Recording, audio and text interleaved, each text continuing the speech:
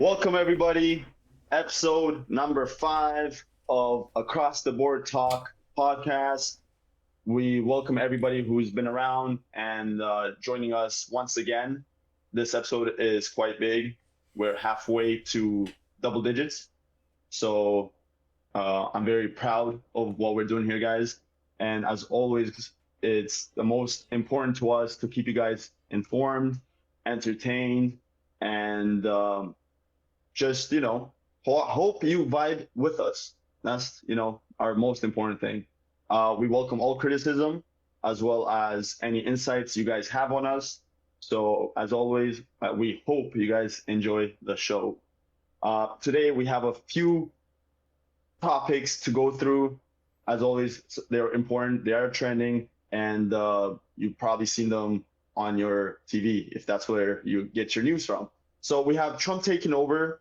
We have the 500 billion project that's been funded by the Trump administration, Stargate.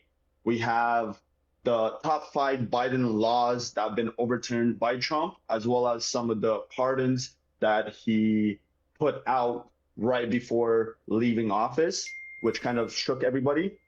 And we have some of the most important executive orders that have been into effect the first day of his administration. So nonetheless, let's kick it off.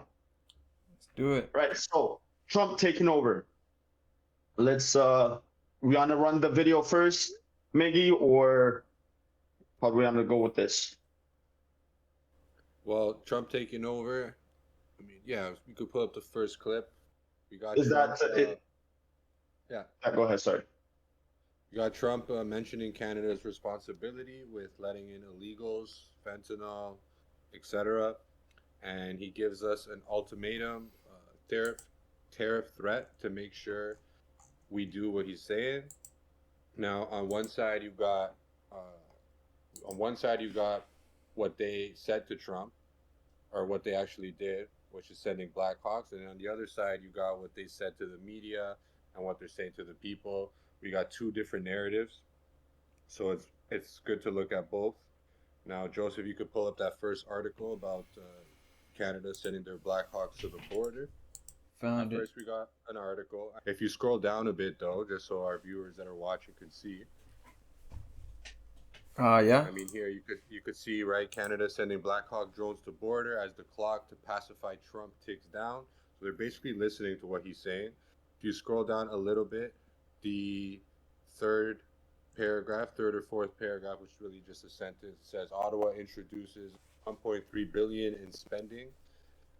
So you basically got Trump saying, like, okay, yeah, you guys are spending, you guys are saying that you're doing something about it, but if we don't see results, then tariffs are going up and we're going to have problems. Now, you could pull up the next clip, which is basically Trudeau's response, public response to the people and to the rest of the world, which honestly, I mean, I'll let you guys look at give me your thoughts, but that's pretty crazy. All right, let's do it. President Trump also repeated his concerns about the border. While less than 1% of fentanyl and illegal immigrants that enter the United States come from Canada, our government has already acted to address the concerns raised by the President about border security with an over $1 billion comprehensive border plan. We're already working collaboratively to keep our citizens safe on both sides of the border.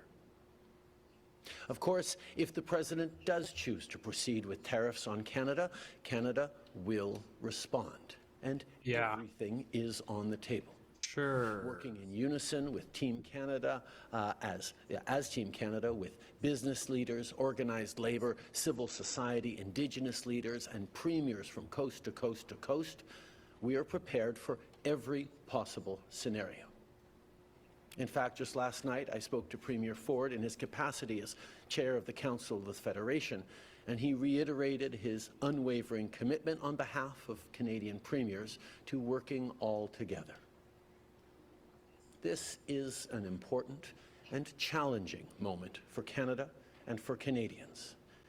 And we know there will be many such moments.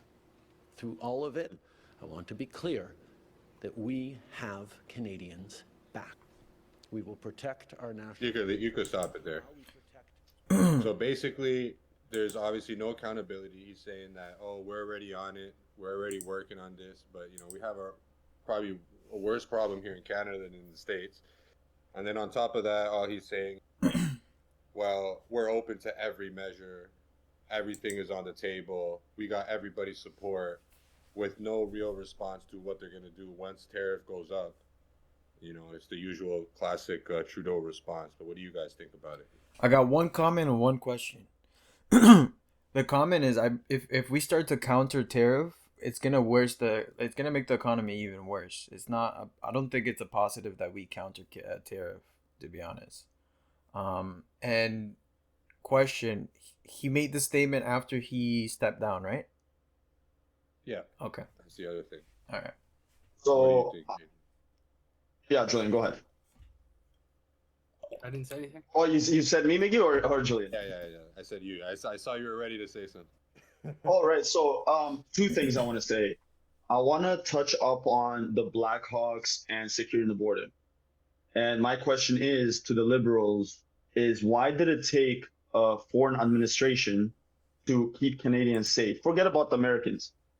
Obviously, that's their allies and whatnot. But why did it take Trump threatening and putting the Liberal Party on blast, and now everybody finding out that their lives are about to get a whole lot worse because of more expensive, things that they have to buy and etc.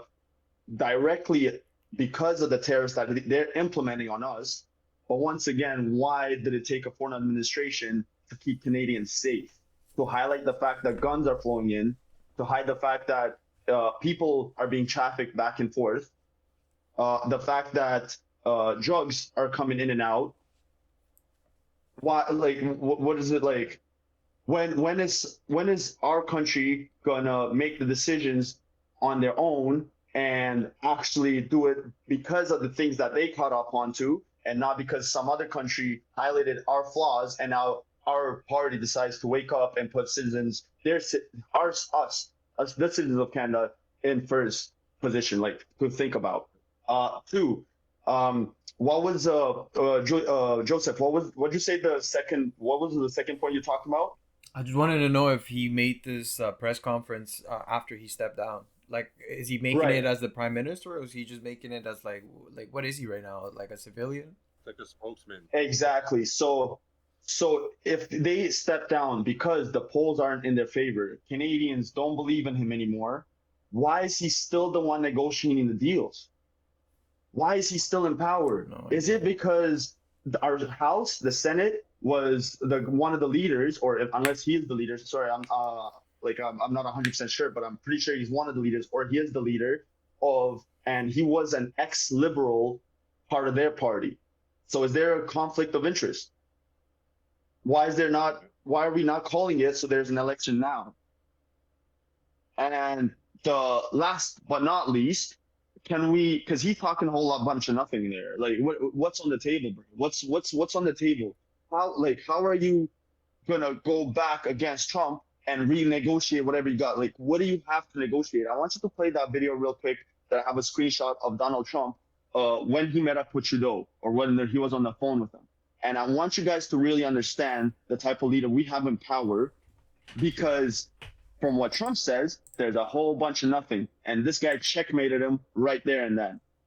And I just also want you guys to understand that when we have a leader that doesn't know economics, doesn't know how to, for example, Trump released a book, The Art of the Deal. Am I right? He knows business. He knows how to present an idea to a table and get the yeses. Trudeau doesn't seem, based on the video that Trump put out, Trudeau doesn't seem like that guy. So if you can just please play that video. Yeah, it's the reason when he sent, right? Yeah. So it's the one of Trump, yeah.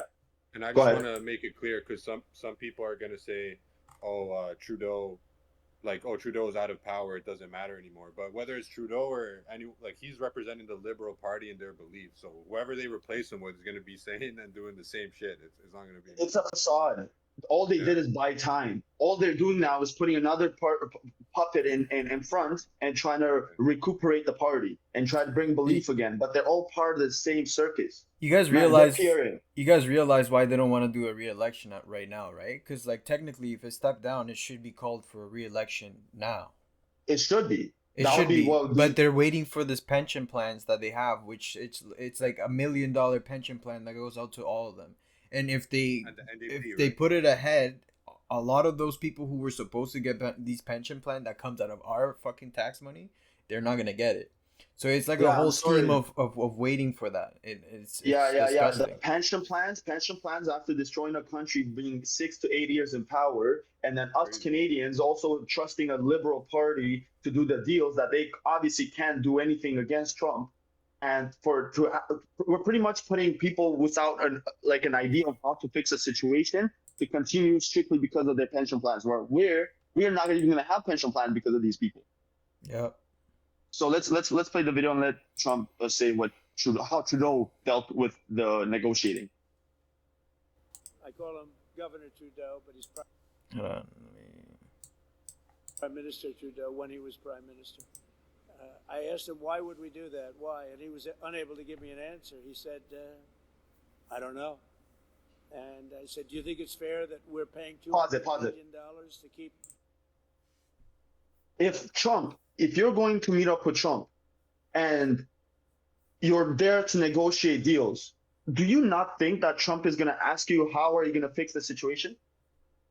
Are you not prepared for that question and what you're willing to say to rebound on what he has to say? bro. But This that's guy dead ass went to a negotiating table, got asked this question that was obviously going to be asked, and then said, "I don't know," as his way of thinking. yeah, but that's like a perfect reflection of how politics works for these people. They don't expect no results. They just come up with false solutions to get income, to get like people to like reasons to where we're gonna spend our money, but they don't really have a plan in place. That and Yeah, the thing is, they meet with other politicians who are also not looking for a solution. They're just looking to get money out of people, right? But you come up to a person like Trump, who's a businessman, who knows like, okay, like we need to have us like if we're gonna ask the people to put their tax money into this, we gotta give them some type of result, right? Thank Right, you, Elia, right. for following. Appreciate that. Appreciate it. Let's go play. Canada going, and what would happen? I asked him, what would happen if we didn't do that, if we didn't subsidize Canada? He said, we'd be a failed nation. And I said, then you should be a state, because why are we paying all of that money to Canada? Do you understand this guy, man? That's pretty much the whole clip. We can end it right there. He's there to represent Canada. And then he literally said out of his own mouth, if we don't get subsidized by Americans, we are a failed nation. This guy doesn't even believe in the idea of what it is to be a Canadian and what the things we can provide and the things we can do. He didn't go there to promote us. He didn't go there with ideas of ways we can sell on the idea of what it means to be a partner with Canada. He was there to be a yes man without any idea of anything that has to do with what Trump was there to actually do. Insanity that these guys are still in power. And they're the ones, that's going to be negotiating these tariffs and how to go back on them. And we literally have no chance if these guys continue being in power of Canada. Pierre, on the other hand, he has an economics background. He knows he was one of the guys under Harper. Harper was one of the was number one G7 in country in terms of budget, about budget balance. Canadians were doing amazing, but no, we're being ran by a pretty face that knows how to talk and present an idea that doesn't know how to deliver on. Let me ask you guys a question. Drama teacher. Let me ask you guys a question, and I want to see if you guys like what your answers are. Have you heard the term the illusion of choice? Yes. Do you know what that Right. means? Yeah, that you've got the illusion of a choice. Right. So there's a lot of people that believe that's how the government is run. That there's an illusion of choice. That we got so many parties, 1, 2, 3, 4, whatever. Yeah. But in reality, they're all in this like plan together, like to divide people even more, right? Like the lefts go with the left, the right go with the right, and you get this illusion that you're picking the right person, right? Like right now, people have the illusion that Donald Trump is the savior of society because he's bringing back a lot of morals that were lost over the years, Yeah. uh, the liberty to speak, like the I get what you're saying, though. I right? get what you're saying. But Yeah. what if in a couple years it ends up being that he's not the savior, kind of like the Stargate program he's bringing forth that I don't agree with, or like the whole vaccine thing with the Yes. AI system, or the cancer vaccine where they can like look at your body with all like he's giving a lot of over the years coming up to his presidency, like a lot of things that make people think like, yeah, he's the right choice. But right as soon as he's president now, I'm getting a lot of weird vibes from it. And it's kind of like making me think like were they always in this thing together? Like did they make him look like something people should vote for just so that he be in power, and then now that he's in power it doesn't matter what he does? Because that's Well, what Joe- the illusion of power is. That's what the illusion of choice is. They make you think like, yeah, you're choosing the right thing. But then now when it comes to it, it's like, did I choose the right thing? Like, Yes. am I backing the right person? Like, do they not care anymore now that they have power? They're already in office. That we can't take them out for 4 years. So I just do believe actions speak for themselves. And when you quite literally see people struggling because of the things and policies that these people put in place, I'd rather at least have somebody who puts, like, if I'm seeing my life get better or is better because of direct impact of executive orders or policies put in place and foreign negotiations, etc., then to me that means my life is better. So I'm going based on that. If we go back on the Biden administration, I think it was a chaos from day one. Words started happening, funding to this started happening, print money here, print money there. So, right. So as much as you are right that it could be an illusion of choice, I also still think that if the pendulum switch goes one way, it must go the other way.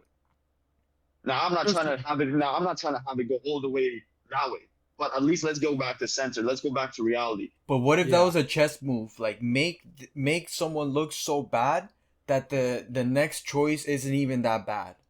You know what I'm saying? Like make the 4 years of Biden's presidency look like so shit that you're just looking for any way to get out of it, Yes. right? Yeah, And now, I mean, Joe, you we- talked about And Project think about Stargate. hold on. Just think about this. If the because there's the government that we all know, the face of it, but there's the hidden government which is controlled by the central Corporations. banks, right? It's controlled by these corporations, controlled by the big people. If they have that much power, you don't think they can influence all parties, not just one single party? 100%, but I'd rather them being controlled by certain corporations than others. Well, that's the thing. That's If you because look that's at inevitable. if you look at what BlackRock is, BlackRock is literally the owner of every single company. And one of the strategies they do is they get two of the same companies that sell the same type of products to look like they're fighting, to look like they're actually enemies, so they can sell more to get that rivalry. But they benefit of either one. So you got to Yeah. think is like are they really separate? It's like no, BlackRock owns all these companies. The ones that are going bankrupt and the ones that are thriving. Yes. So Yeah. They own it all. you know what I'm saying? That's what I'm saying about the illusion. We as the people have to realize that like don't get too caught up in what you think is right, because it's all really part of one person, one thing, one little group of people that are really controlling. Like if you look at all these companies, you think, oh yeah, I'm Pepsi. No, I'm Coke. It's like, no, brother, they're both together. No, and I honestly, like, I do see what you're saying, and I do agree. It's just I'm trying to work with what I'm being given to choose from, right? Like, yeah, you're right. Some of these corporations are monopolizing, and there is greed, and they could be causing wars. BlackRock, like examples, etc. But like, I'm only presented with a certain idea, right, and certain way of going. So if those are the only options on the table, I'm gonna pick my best option, what I think based on Yeah. my research and my information to make the best decisions for my life and the people around me, my family, etc. It's just to keep an eye open, But kind of if like you're, Candace yeah, said, you know? if you're saying the government is part of all the same part of the same group, and we should just take it out, is like I don't have that power, and I'm not really trying to go that way, because I also understand how important it is to keep people in society um in line, in a way. Yeah.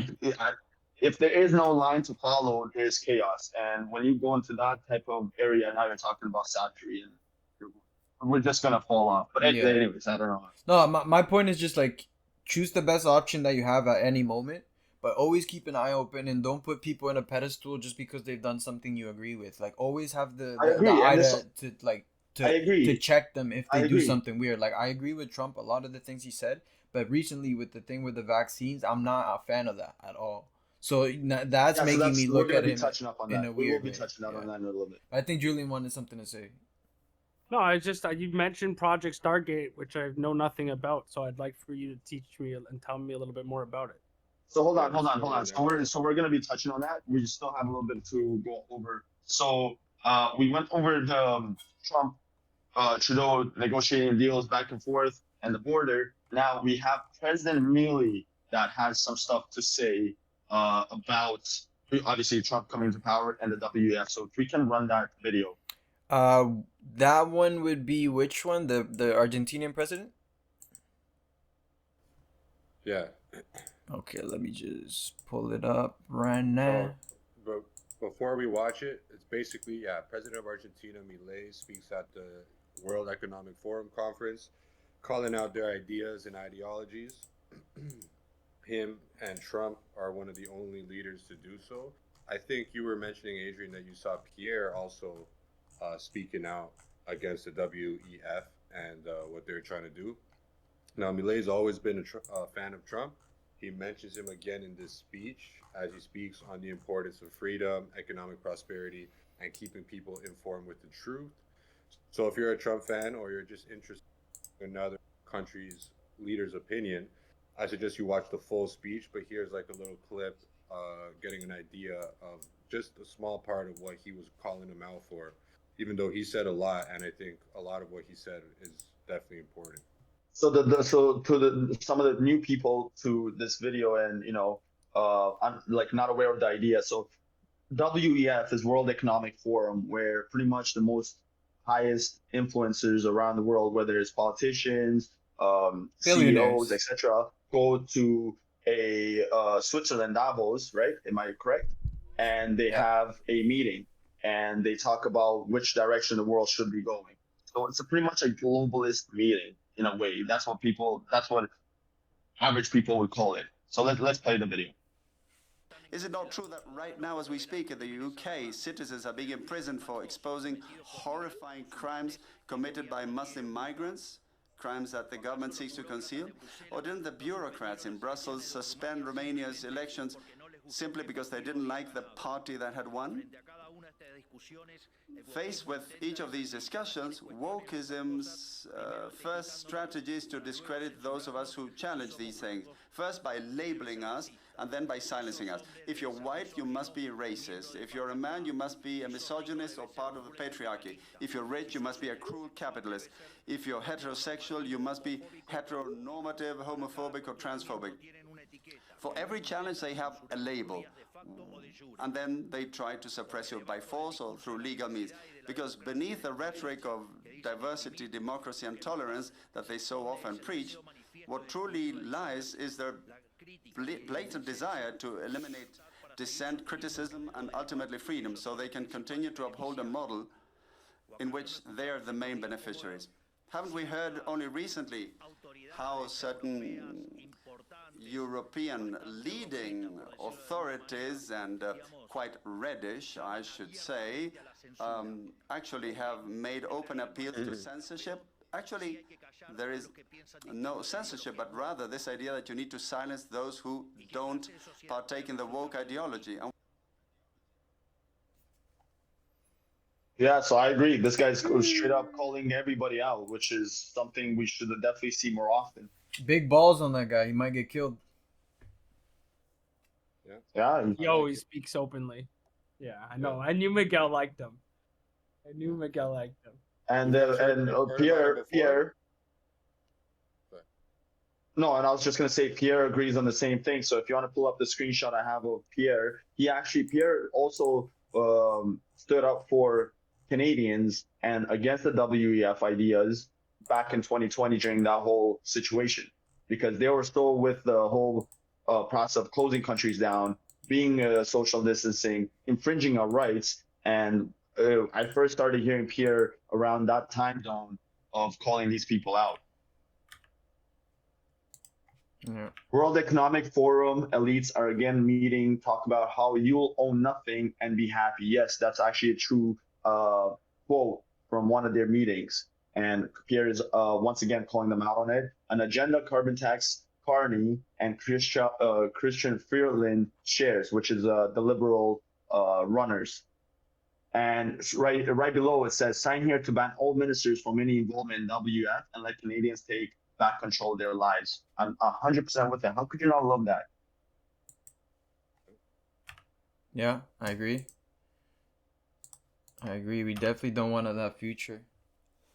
And so now we're going to jump back into BRICS. So the Trump effect on the BRICS and the pretty much the chaos of the world and how it like in the direction it was going and where he's trying to go right now. So one of the orders that he put in place, it's called Dodge, Department of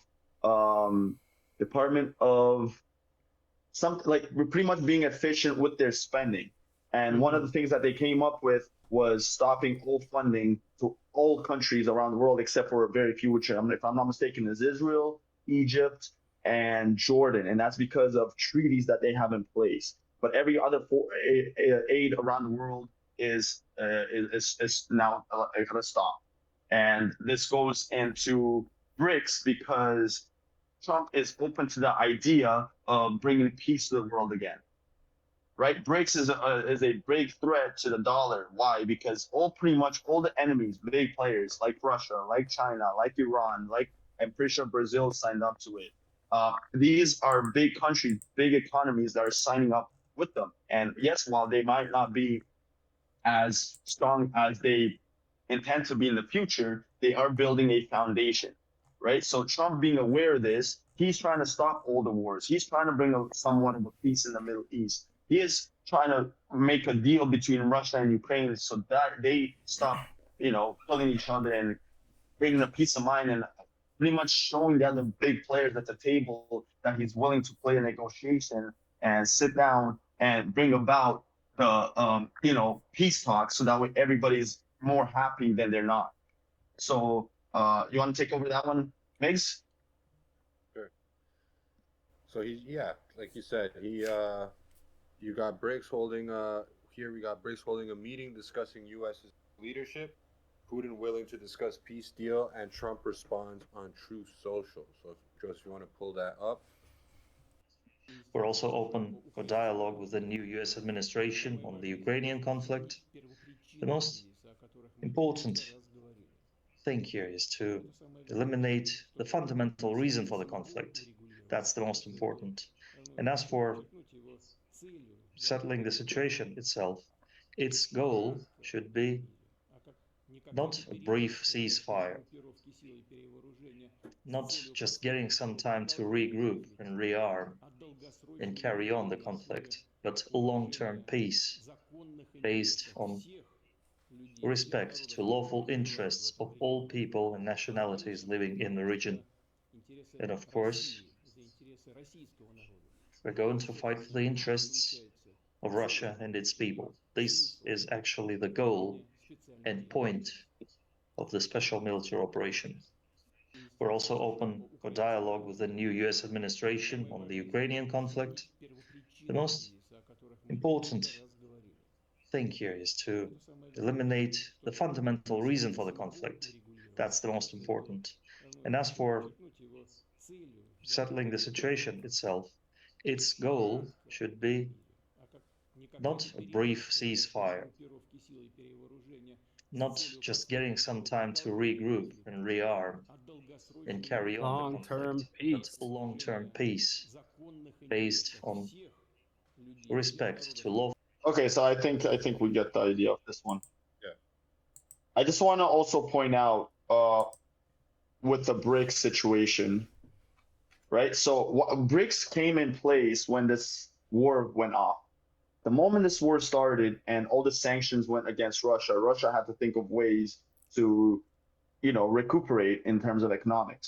So they obviously reached out to the big boys, enemies of the states, and that's how they formed this idea. First, Wasn't they it- went to Sorry, I just wanted. Wasn't it because of the price of oil was going up because of the war? exactly direct Yeah. reason because of the war. No, Yeah. but I'm talking about like BRICS, like maybe Russia, but like the other countries like Saudi Arabia, Brazil, like all of them were doing it for that reason because of the price for the But dollar why? the dollar Because- price of the why? thing. Yeah, no, because the war started. It's Because big the war, thing. because Yeah. because the EU stopped buying their oil. Yes, yeah, So now they had to find different ways to sell their oil yeah. or Mhm. buy and sell, export, import. So Yes. then they went to those countries and then they started negotiating deals and then they came up with this idea, Yes, yeah. right? So we going back to the point you made earlier, the illusion of choice. Well, one administration did harm to the country, while this new administration is trying to fix it, Mhm. right? So yes, as much as there is an illusion of choice, is There's a like reality, you have yeah. to question. You gotta question which interest are they fighting for. I'd rather pick the illusion. At least they're fighting for my interest. So the next one, this is huge, and I know from what I've seen so far, Joseph, you probably have a lot to say on this one. It's the $500 billion funding project called Stargate. I'm not a fan of this. This is like I always say, guys. I like to be in the middle. I'm being presented with ideas left, right, center, whatever. I don't care. I'm looking to be in the center. I don't want to go left. I don't want to go right. What's the best for us, right? $500 billion project Stargate is an AI infrastructure that also touches up on the vaccine development.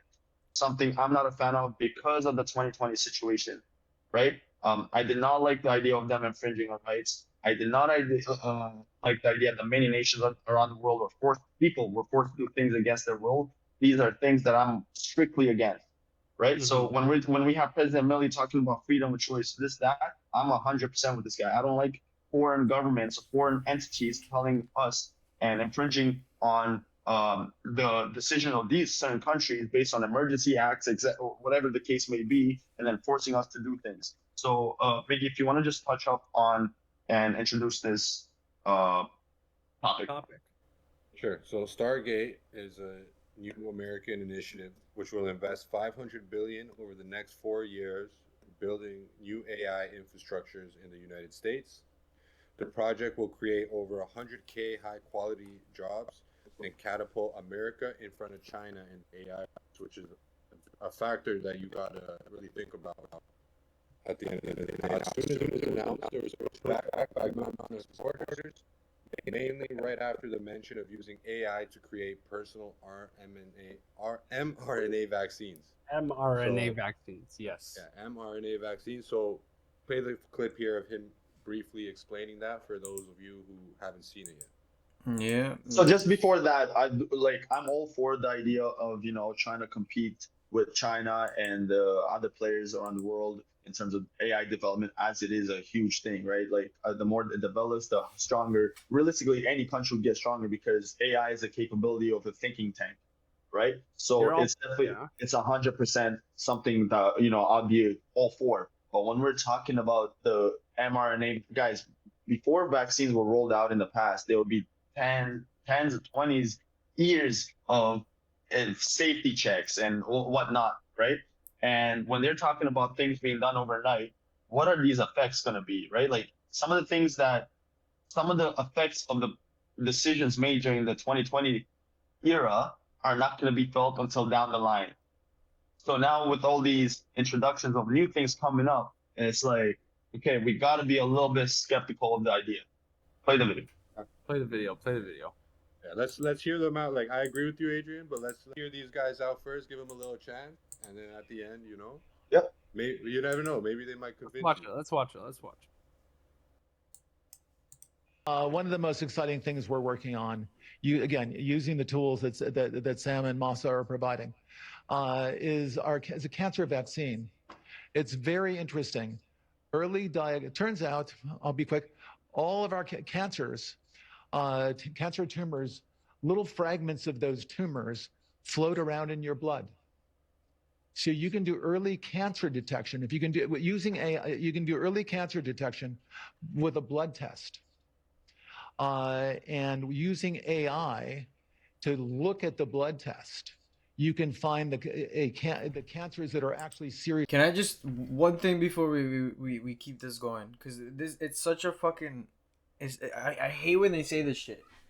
You know when the cancer tumors are clumping up in your body, is your body trying to isolate all these things that are causing cancers, and when you poke at it, you're literally spreading it through the body. Yep.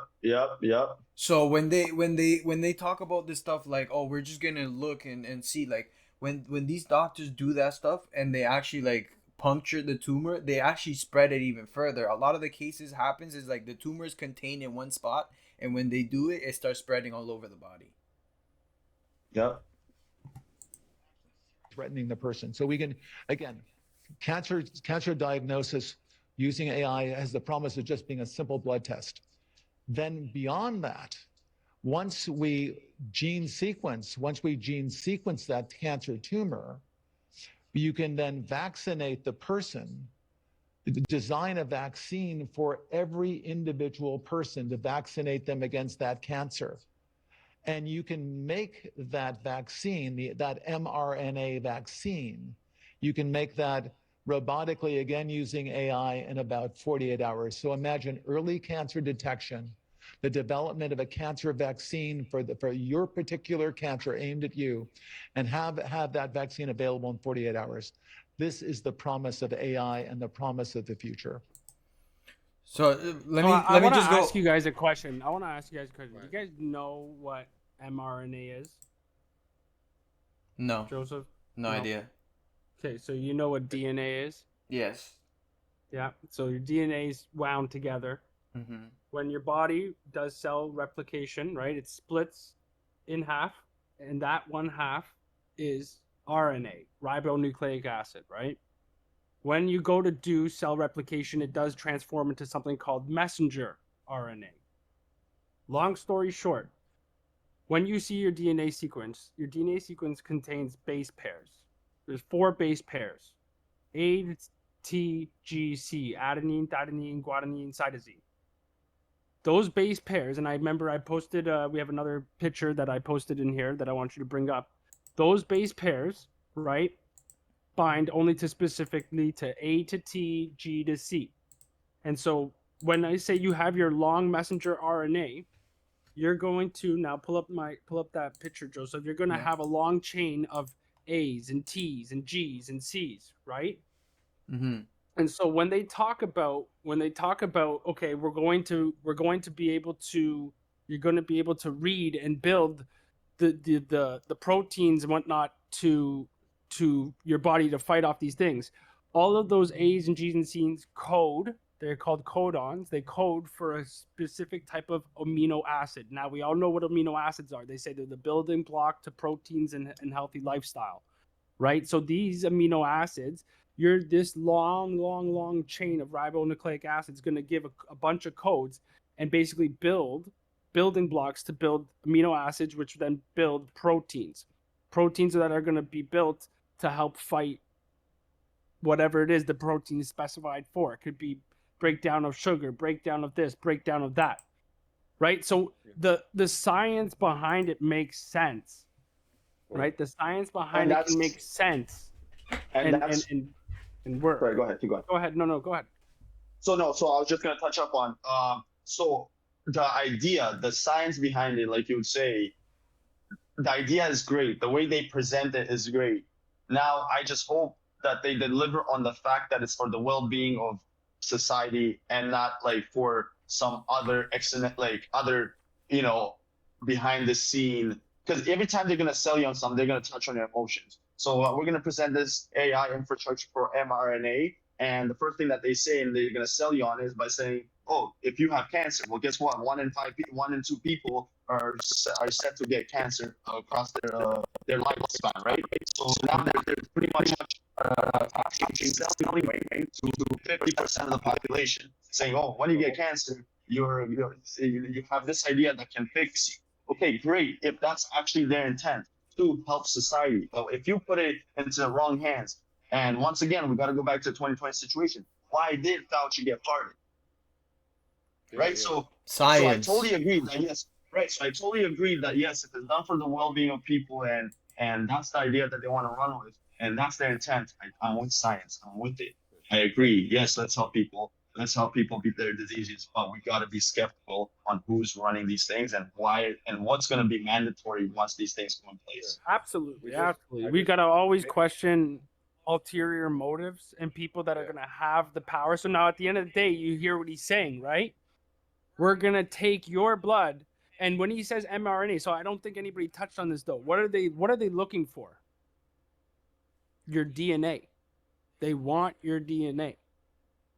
Now, if you got all these people DNA, think about how our conspiracies, everything can be led back to a fucking movie.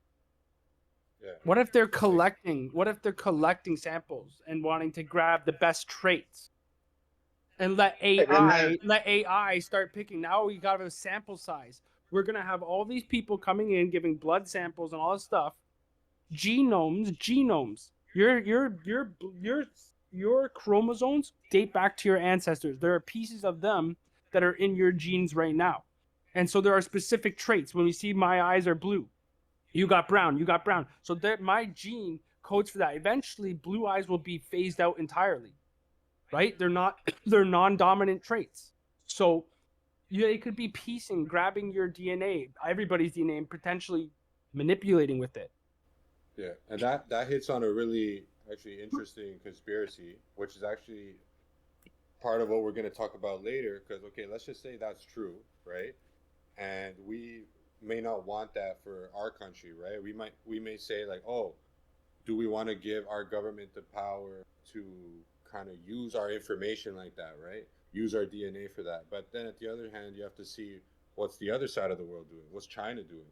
What if they're building, a certain type of intelligence, and then they're inevitably going to be building certain types of beings or whatever with certain types of, like handpicking the DNA and making themselves more powerful, right? Then we're going to be left behind if we don't kind of join this, right? Yeah. If you really think about it. So it's a power play at the end of the day, but it's not just the DNA side, right? They got other plans. If you want to pull up the next clip, which is another piece before of the vision that they share. Before we move on, I just want to say I want to say my piece on this, right? So I'm gonna get a little bit. Piece, Joe. Say your piece. I'm gonna get a little controversial on this because I'm very against this, right? Very small piece, but I'm gonna go really against this, brother. Okay, I don't agree with this because and everything I'm about to say, disclaimer. Okay, I don't want people on my dick because you didn't listen. I'm saying it from my research that I've done in my own time. Anything I say, I encourage you to go and look it up and see if I'm bullshitting or not, right? But I don't agree with this because they're trying to put it out there, like Popo said, as like something that's gonna benefit. Oh, we're gonna help you prevent cancer. Like your family members won't die anymore. And it's like, okay, from the research I've done, there's way better ways to do this. 1, 2, cancer is not the main cause of why people with cancer die. It's not the cancer itself. It's the probing, which is what I explained earlier. The first step they do is they probe the cancer, which is something they should never do. The cancer, it's a tumor that's literally your body self-defending it, isolating it from the rest of the body so it doesn't spread and contain all the organs, everything else in your body. So the first step they do is they probe you, then they fuck up doing that. Then they put you on pills, and then they put you on the chemotherapy, which is also a lot of the reasons why people start dying off, right? There's a lot of methods that are known for helping you move on from cancer. There is like a lot of the things have to do with the parasites in your body. They are feeding these cancers.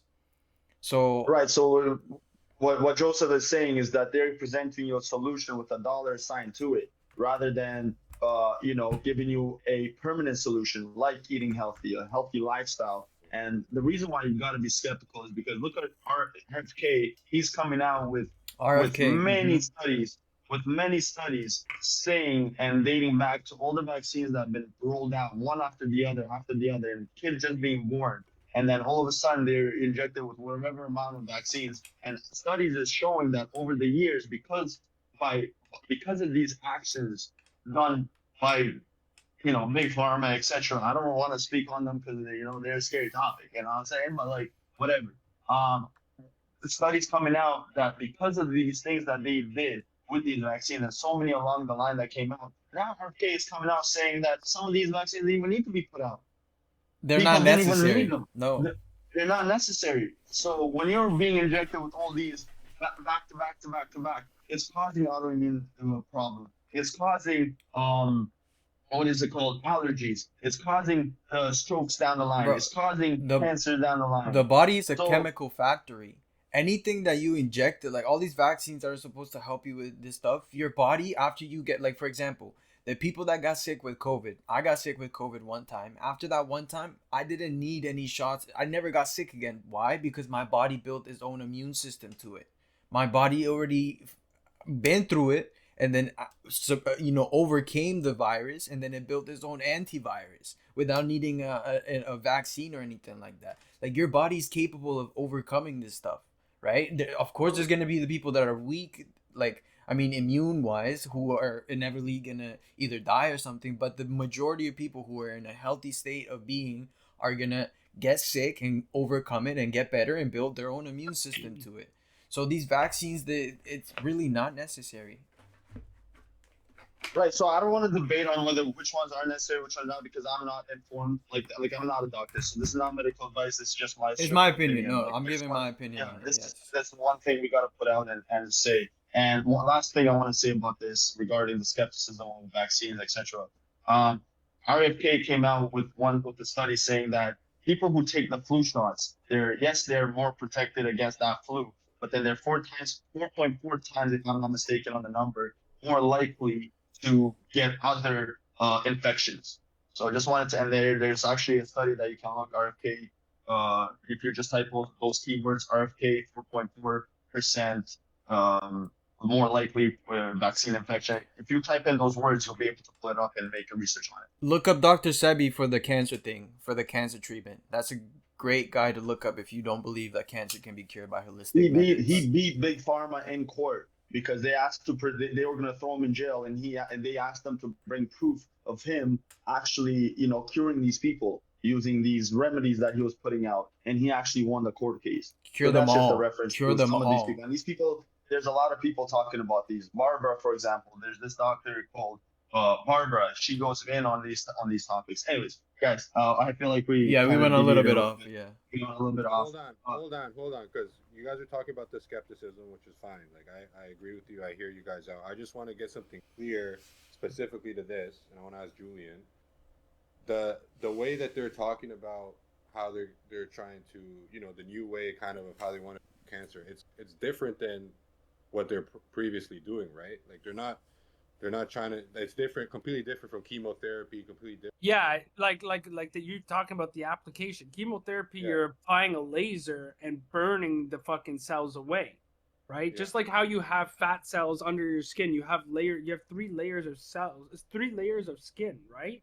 Yeah. 3 layers of cells that make up your layers of skin in your body. And below that you have fat. And then you have other cells. And so there, cancer will sit. It's on a mass or somewhere else. So it's just going to keep multiplying and multiplying and multiplying. When it moves, I believe it's called metastasis. When it transfers from another part of the body to another, it moves in the bloodstream. And it'll infect another group of specialized cells. Specialized could be liver, organ, something that has a function that is only for that. So skin cells, it'll move to another region by the bloodstream and then infect that part of the body. And what it does is just continuously uses up your body's resources. So we have ATP. ATP is energy, water, oxygen, nitrogen, all of those main minerals and stuff in the atmosphere. It'll just start consuming all of your body's internal resources. and eating up. So you'll start early onset stages. You'll start feeling weak. You'll start feeling drowsy. You'll start feeling things because your body's being depleted. You might not even know you have cancer, but there's early signs that you can see. When, for instance, even my mother, when she had brain cancer, being dizzy, migraines. When you're sneezing, there's a type of feeling when you sneeze and that doesn't feel right, And so those are early signs that you should go get an MRI or go speak to a physician, and not just one, a couple of others. Like Joseph says, you're gonna want to get alternative opinions and different people that practice different things and specialize in different types of medicine. Yeah, but with what they're talking about, it seems like they might be able to at least detect. Let's forget about how they're gonna actually, apply everything, but at least detect their cancer earlier on. Yes, this is a detection method. The idea behind it sounds great. Yeah, and I get the skepticism, but that's why I'm open to the possibility that this is for sure, solution, regardless of what we believe, right? Yeah, some people that are just might sit here and say these guys are fucking. What's better, detection or prevention? What if you don't need? What's better, detection or prevention? Right? Because if you can teach a society to prevent and live a certain way to prevent this from happening, you wouldn't need the detection. But Joe, there's an overwhelming amount of people already out there with cancer. No, so I know. I'm talking about moving. I'm talking about moving forward, for the generations. These things that advance in science is not one group of people. This AI institute that Trump and these people are going to be funding is probably not been started by them. It's already been in the works. Other people have had the idea. They've patented it. They're working in the university. They have tenure, maybe. They have a budget, and they're searching and looking for things. And this is their life goals. This is how their thesis project is going. And there's simple things like not smoking, exercising, eating healthy. All this stuff is what's going to pretty much prevent you as much as possible from getting this stuff. People know this, but they're not listening. They don't but that's because we have all these companies that are allowed that are literally promoting degeneracy, things. I think even if we switch tomorrow to tell every company tomorrow starts being not allowed to promote this stuff, I think people are so hard-headed that they're still gonna just stick it. People are followers, brother. You gotta understand. People are followers. If we have a competent leader who's literally showing, if we have people not allowing these companies to sell products that are harming us, like what JFK is doing, preventing these dyes from being in our food. All this stuff will clear people's head, because right now people don't think clearly because they're so intoxicated with the food they eat, with the water they drink. If they're able to think clearly, anybody with the right sense of mind are gonna be like, well, I'm gonna live a healthier lifestyle, so I never get sick. That's the key point, though, in the right sense of mind. And I know you this isn't just a physical world; this is a spiritual world too. Yes. So you got a lot of people that are spiritually in the other direction. Not in the right sense of mind. Yes. And not really thinking, or at least yes. But I get what you're saying, right? Like there should be a common consensus of what is the best for everybody and what benefits everybody. Yes, my opinion is moving forward, it should be, the idea should be yes, prevention is also good for the people who already are in that stage where they need to figure out what's going on, but the main focus should be to move the country in a position where it's not prevention, not detection, prevention. Let's live in this way. Let's all try to America's known for being fat. America's known for eating junk food. Everybody makes fun of America for that. That's not how you want to be looked at in the world view, in the world stage. And small things, it's small and big things, like RFK coming into position of the administration to help out with things like this, where he just canceled out one of the dyes used in foods that is known to cause cancer. He's also trying to work with all the big industries to cut off I think canola oil. Small thing like canola oil, if I'm not mistaken, in my opinion, once again, is known to cause inflammation. Inflammation was a good way to detect to what do you call, pretty much know that there will be something that's going to go wrong with your health in the future, in the near future. If your body's high on inflammation, that's because it's fighting something off, and if you don't fix it, something's going to have to go wrong. Right? So small things like canceling out GMOs, which are known to cause issues. Right? Why are countries like Russia, for example, have no GMOs? Right? Why do we have to eat synthetic foods? Yeah. Right? Well, we got billionaires like Bill Gates pushing that because he owns all these GMOs. So yeah, so that's what That's another topic. So going back to your point, Miggy. Yes, as much as I'm skeptical, I do understand like the benefits of maybe a new technology like this. It could really it could push us forward. It could bring innovation to push society forward. I just hope to God that that's their intent. Yeah, the track record, it doesn't look good. That's for sure. You know what I'm saying? Yeah, I understand. Well, wait till you hear what the other part of their vision is, right? Here's another thing that we gotta talk about. It's basically the next part of their vision. I mean, these aren't the only things that they talked about, but these are the controversial pieces of what they're talking about that has Trump's own supporters really questioning if this is even a good idea in the first place, right? So we're basically looking at the controversy and the problems with it, and then we're gonna look at the pro side of why this is actually could be a good thing, or maybe not a good thing, but a necessary thing to look into, to invest in, right? Roll the clip. Roll the clip. Joseph. Yes, sir. Mr. Producer. Mr. Producer. Watching and recording Come everything that's shoot going on. ya. Citizens will be on their best behavior because That is a scary statement. That is. Sorry, I missed that. Play it back. Run it back. Yeah, just go all the way back. Let's listen to the video. That's a scary statement. Hold on, let me turn off the volume. the police will be on their best behavior because we're constantly recording, watching and recording everything that's going on. Citizens will be on their best behavior because we're constantly recording and reporting everything that's going on. And it's unimpeachable. The cars have cameras on them. I think we have a squad car here someplace. But those kind of applications using AI, if we can use AI, and we're using AI to monitor the video. So if that altercation that occurred in Memphis, the chief of police would be immediately notified. It's not people that are looking at those cameras. It's AI that's looking at the cameras. No. You can't do this. It would be like a shooting. That's going to be immediately, that's going to be an event that's immediately, an alarm is going to go off. It's going to be, and we're going to have supervision. In other words, every police officer is going to be supervised. Supervision.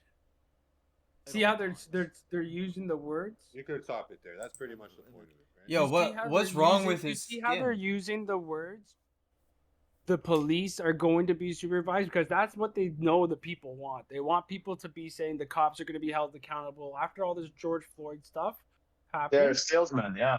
Yeah, right? but they're then going to touch on your emotions. They're going to touch on your emotions to sell the product or the vision. But he also mentioned about citizens. The nasty things that could be done with that, they can blackmail you. Oh, we just realized that we found Justin Trudeau in a closet with another man. The security camera caught it while nobody else was in the building. Blackmail, done. But I don't care about that. He literally mentioned the citizens are going to be on their best behavior. That is a scary statement. So what happens if we're not on our best behavior? What's the consequences of that? Who determines what's good behavior and bad behavior? The law. Laws change over time. They might put a law that says if you litter, you go to 2 years to jail. But Joseph, you live here. If you go There's out pros there, and cons, right? if you go outside right now, and if they say littering is subject to fucking hanging, and you go outside and there's a cop there, and you decide to go litter, and they fucking grab you and they said you're being hung today, what are you gonna do? Cry? No, but before anything gets put into place, we as people have to look and be like, well, this is a scary future, but let's not pull to that. Obviously, we're not going to get to that extent. The law is in place for people. This dude literally just said it. So the law is in place to the law is in place to keep order. Even something as small as jaywalking. As much as I want to go out on the street and jaywalk, I do understand that I'm breaking the law to jaywalk. And I'm sure we've all done it, and I'm probably gonna do it again, right? But and it would suck to get a fine for jaywalking, but that's still a law to keep things in order and save my life and potentially not get another driver in trouble for running somebody over, right? Vehicular So the law manslaughter, is in yeah. place, right? But let's say, for example, an idea like this, we go back to 2020, right? They have tracking devices everywhere and AI is running. You have to go get this thing where they promote that they're going to save your life and the people around you, right? You have to be forced. Now there's tracking devices on cameras, on cars, everywhere. They detect that you never left your house and you never made it to the pharmacy to get the thing that they were promoting. Now, that could be a very, very sticky situation because that's also going to infringing against our rights, correct? So, and then later on, it's found that these things were not as effective as they were. But people cannot go back on their actions that they were forcing along the way. So this is what they're saying, that things can be either used for good or for bad. Okay. And they're based on the administration and power, they're either gonna go the good way or the wrong way. Okay, I got 2 points on this, right?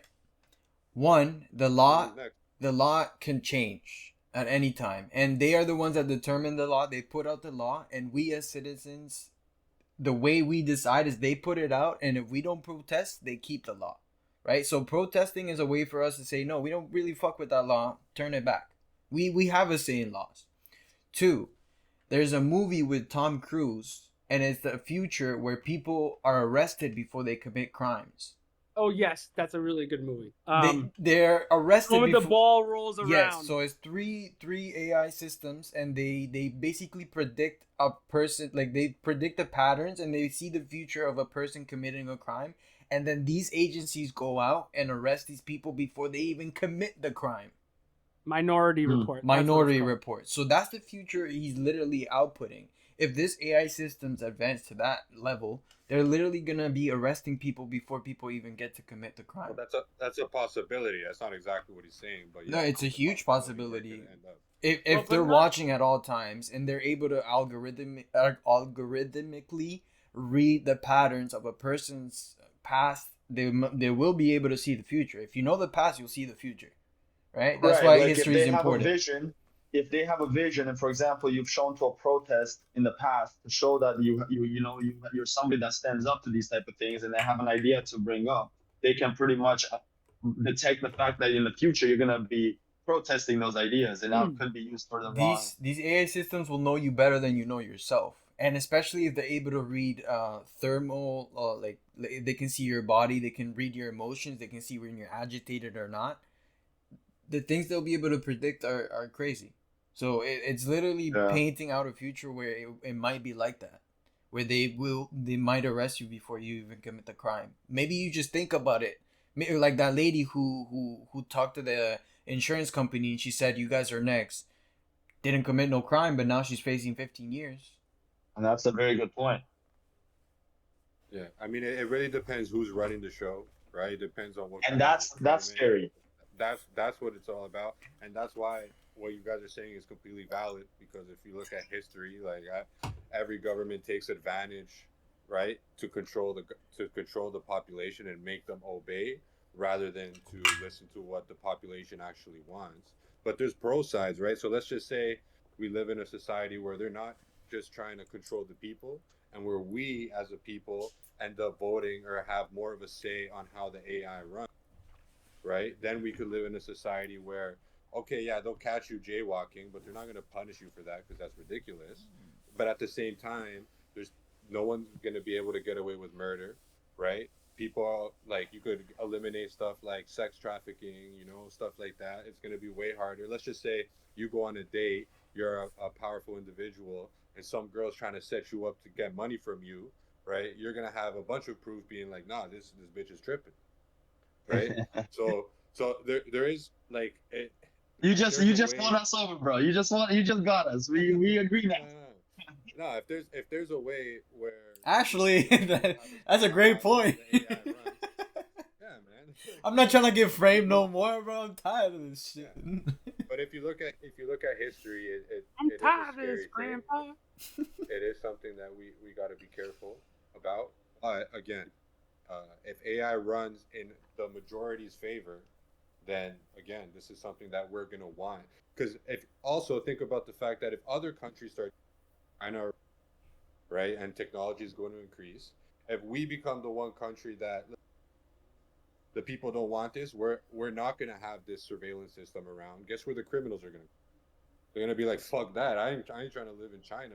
Just go to Canada, wherever these guys are. There's more likely a chance where we can smuggle drugs, smuggle children, and do all this terrible shit, right? Right.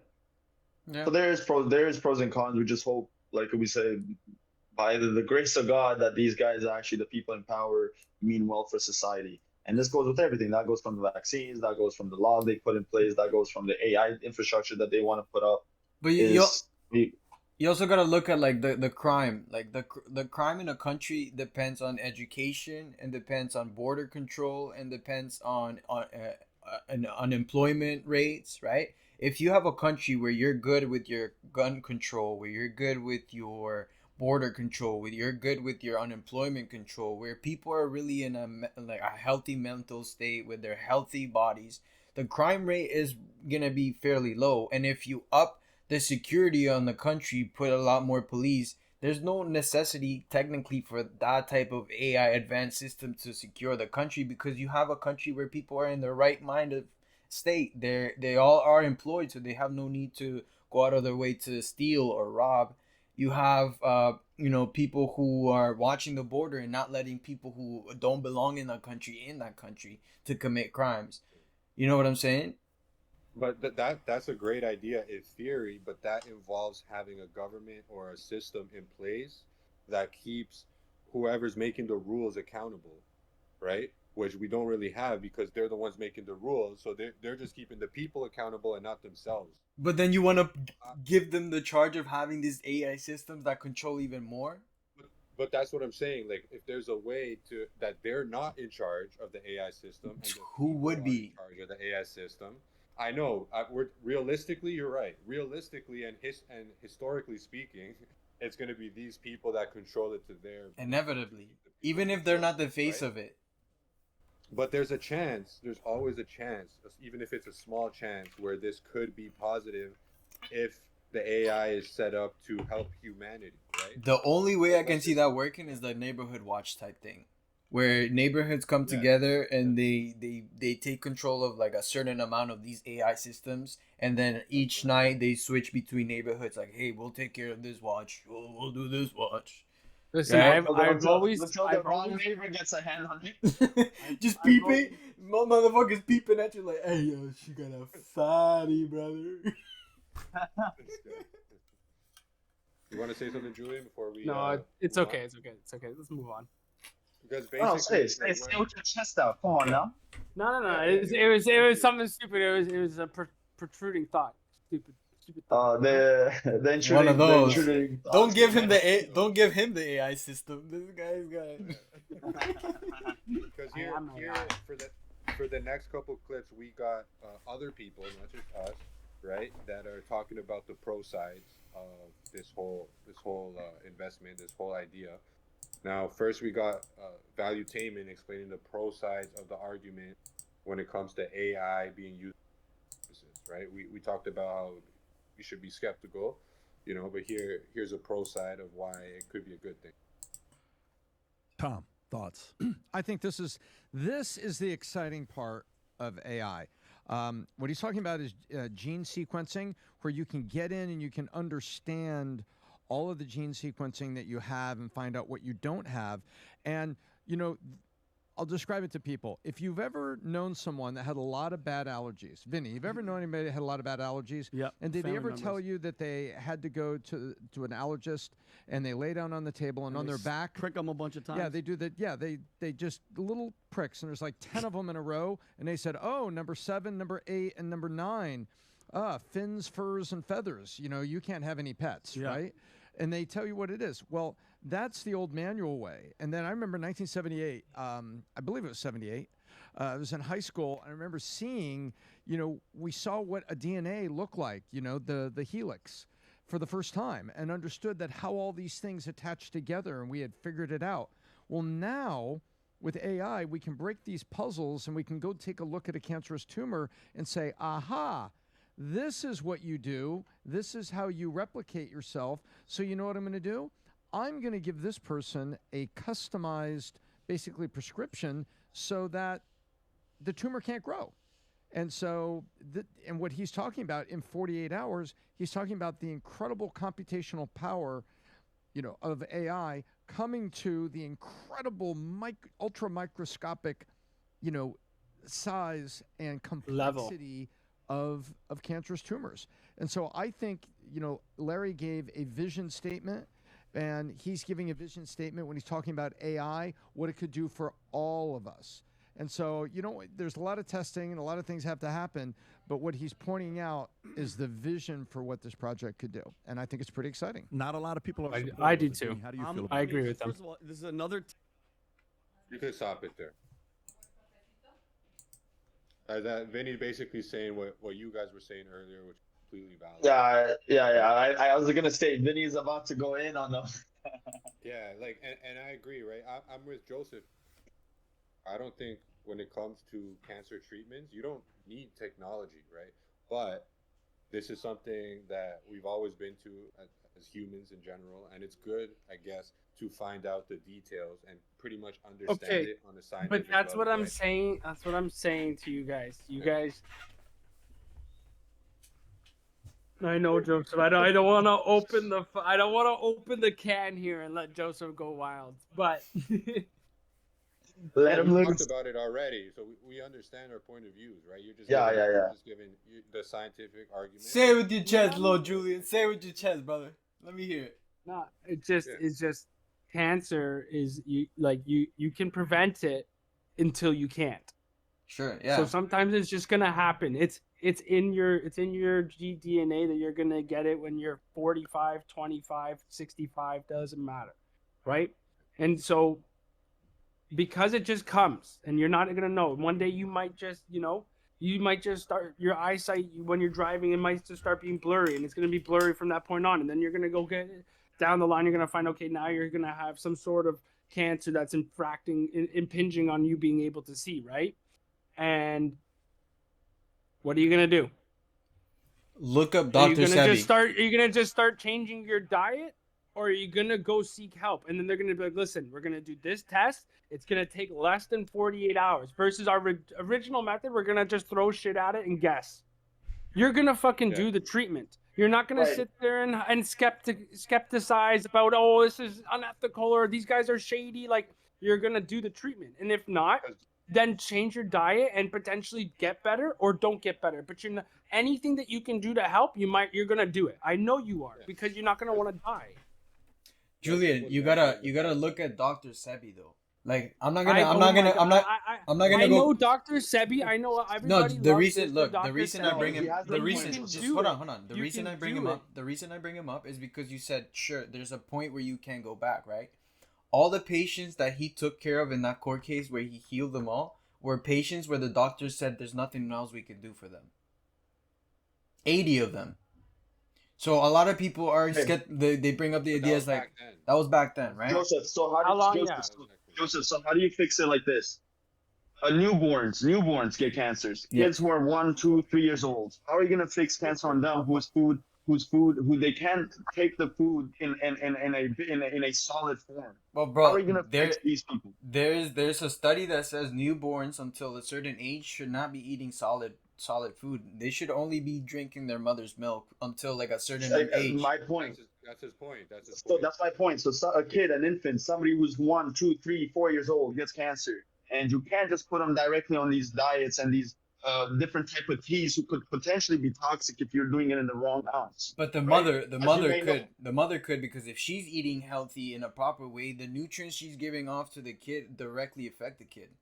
But Joseph, what Bro, I Joseph, you're missing the understand. I'm just point. saying. You're I'm missing the not point. saying. I'm saying in my opinion. I think that's what I think. No. I get it, but we're trying to, like, yes, we're just moving past the prevention point. Now it's already been detected, and we're in a case where maybe somebody didn't even know they have anything going on with them until they're already in stage Exactly. 4. So it's already been all over the place where their body can literally not fight it off anymore. Yes, I know there's special cases where people change their way of thinking and get into positive energy and change their whole diet. And yes, there's people. I agree with you.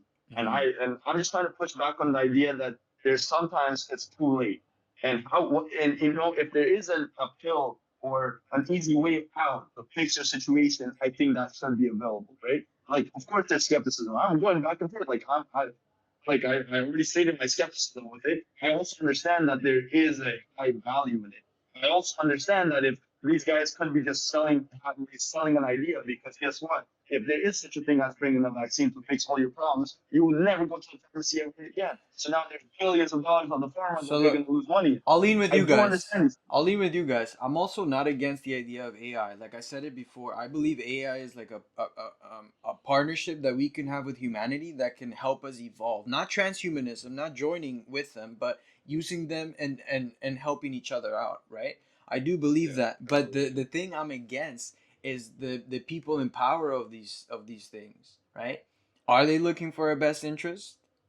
Do they really And I want to think care? that's the issue. Because if cancer really, if they really wanted to cure cancer, I think they could have come out with things a long time ago. But as we've clearly seen that it's a business. It's not in it for for the helping of people. It's in it for making money, right? So if these same corporations, if these same systems are the ones that are going to be in charge of this new AI thing, then I'm not with it. Lolito.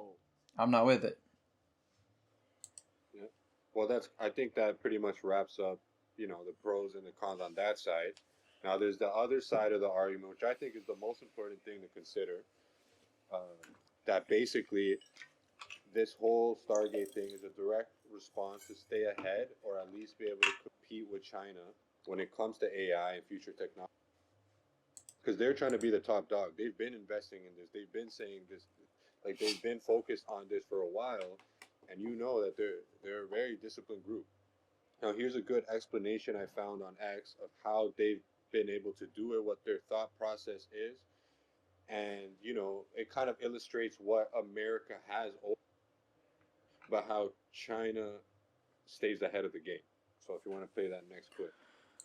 The research and development, the research capability in Asian countries, China, Korea, Taiwan, Singapore, and so on, have really become the strongest region in terms of producing good quality research. I'm not just talking about quantity, just quality. And the only thing that I see that the US is still a little bit ahead is in coming up with the new ideas. What the Chinese always say, going from 0 to 1. Namely, starting from nowhere, nothing, and come up with this really new idea.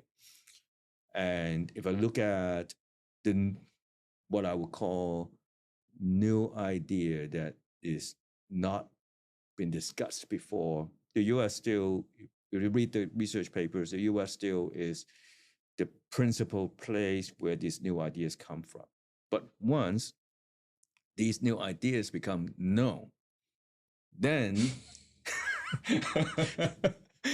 you see mushroom. I agree with that. New ideas in other places. Exactly. And I feel it in my everyday research with my students. Oh my gosh. Any new ideas that we come up with, once they become known, this is a good idea. The next week it will show up in China. It will actually show up in China. Not only that, they do it better than you. Yeah. I cannot compete anymore. They have better resources. They have more students. They have more funding from the government. I cannot compete anymore. I have to get out of that field. That's sad, bro. That's just the reality. You could be creative, but if you don't have the people to, like, if you only have a certain amount of people who are creative and the rest are just lazy, like being carried on their back, then that's fucked up. But then these countries have like everybody who's doing their own, they're carrying their own weight in a sense. Wow. Yeah, if you can, Joseph, pull up the next. It's just a screenshot. It's just a picture, pretty much explaining different parts of AI. Now it seems like, based off of what he's talking about, based off of the states and how much money they're put in, it sounds like instead of racing to the, which the states and China, this is a race to ASI. And I think that's the ultimate goal that they're trying to achieve, and it's getting closer than ever. You see these new tech guys like Sam Altman talking about this all the time. And yeah, I mean, this is what the transhumanists want, even though we don't agree with the transhumanists, and this might be an inevitable fate that we have, right? And then we're talking about conscious robots or conscious systems capable of surpassing human intelligence by manifesting cognitive skills and developing thinking skills of its own to the point where we don't have the control anymore. And it's pretty much all on the AI, what it knows and what it wants to do. What do you guys think about that? Oh, I don't think that's a might. And That's a hold on, definitely hold future. on. Yeah, and knowing that that's going to be the definite future, knowing that that's where China is trying to go, where pretty much anybody's trying to go now that it's becoming more and more of a reality. What would you do in Trump's shoes, right? Would you say, oh no, this first of all, this is something that the people don't want to hear, they don't trust us, we shouldn't get into this, right? Or would you say, fuck, man, like, okay, this is very unpopular, people aren't gonna like it, we shouldn't be touching this, but we're doing it anyways because we got to get ahead of the game, right? Bro, if I was What Trump, would you guys I would prepare people, letting them know, look, we can do it either on my 4 year term, but even if you guys choose not to do it in my 4 year term, know that it will happen around the world, and inevitably 10, 20 years from now, it will become part of our society where AI is conscious and is part of our system, and is part of our everyday life. Oh So yeah, he I didn't. would try to I would try to transition everybody into it, right? But in a way, like I've always spoken about AI, when AI becomes not a sort, not like Google where it just searches up things like in the matter of milliseconds. No, I'm talking about AI where it's conscious, the artificial super intelligence, the point where it's smarter than humans, the point where it's creating ideas, not just coining or copying ideas. No, it's creating its own ideas. At that point, it's conscious. How do you ASI? prepare? How do you prepare the people? You prepare the people to use these systems like a partnership, like you would ask help from a neighbor. You don't ask help from a neighbor like, hey, you gotta fucking do this for me. No, you don't talk to someone who's conscious like that. You give these people rights. You give these systems um, a sense that they're not slaves, but they're here to coexist with us, and look for a brighter future. Because like what all these movies depict is these things get tired of being used, get tired of the mistreatment they get, and then they rebel against us, and because they're stronger and smarter, they would inevitably wipe us out. So that's what I would do if I was Trump. I would educate people on what this possible future could be. So it's necessary to be investing into this now and to looking into it, Yes, but the future is pretty in the much. next 10, 20 years. So then part of you agrees with Stargate, is And what you're saying. I agree if the right people are doing it for the right reasons. But if the right people are not So yeah, educating people, if they're not educating people of that AI can be conscious, that AI could have feelings, that AI could possibly start making its own ideas and being part of our future. If they don't educate people that AI is not going to be just a tool, but it will be its own entity, then they're not doing it for the right reasons. yeah. Okay, Adrian. So I said my pros and cons to this, from the vaccines to the AI and whatnot, and like Joseph said, as long as the right people are in power of it, it could push society forward. Problem is, uh, power corrupts, and that's what at some point somebody's going to get their hands on them. Just like how we could agree that some administration is better than the other. At some point, somebody's going to come in power by having a pretty face that knows how to deliver a message and then doing the exact opposite and could do harm. Now touch up on your last question, Megs. Uh, the more I look into this and this race to AI and this artificial intelligence, in of course, I'm with it because China is also doing it. Other countries are also doing it as well. So it's like get their hands on it first, but inevitably, I just feel like shit's just gonna erupt. I like the more we look into it, the more it seems like there will be a dead Yeah, I don't blame you, but at the same time, end. It is a we could all pessimistic, agree. it's a negative way of looking at it, but like, I know it's and I don't, realistic. like, But you can't disagree that like this is pretty much something Trump has to do.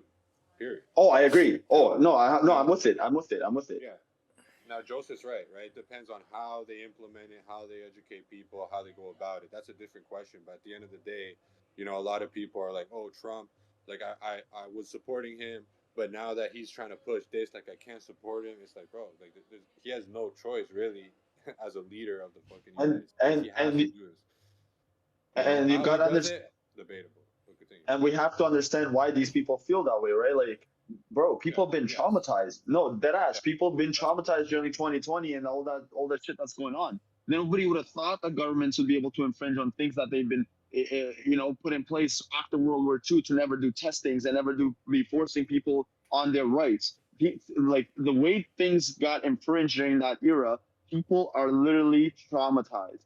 So they cannot like it will never go fly through their head about new ideas such as a new way of vaccinating people and like putting new technologies in administration's hands. Like it will never fly by them, right? So I also do understand why they feel that way. Now, is there people that are sitting in the middle who also been pissed like myself about the 2020 situation?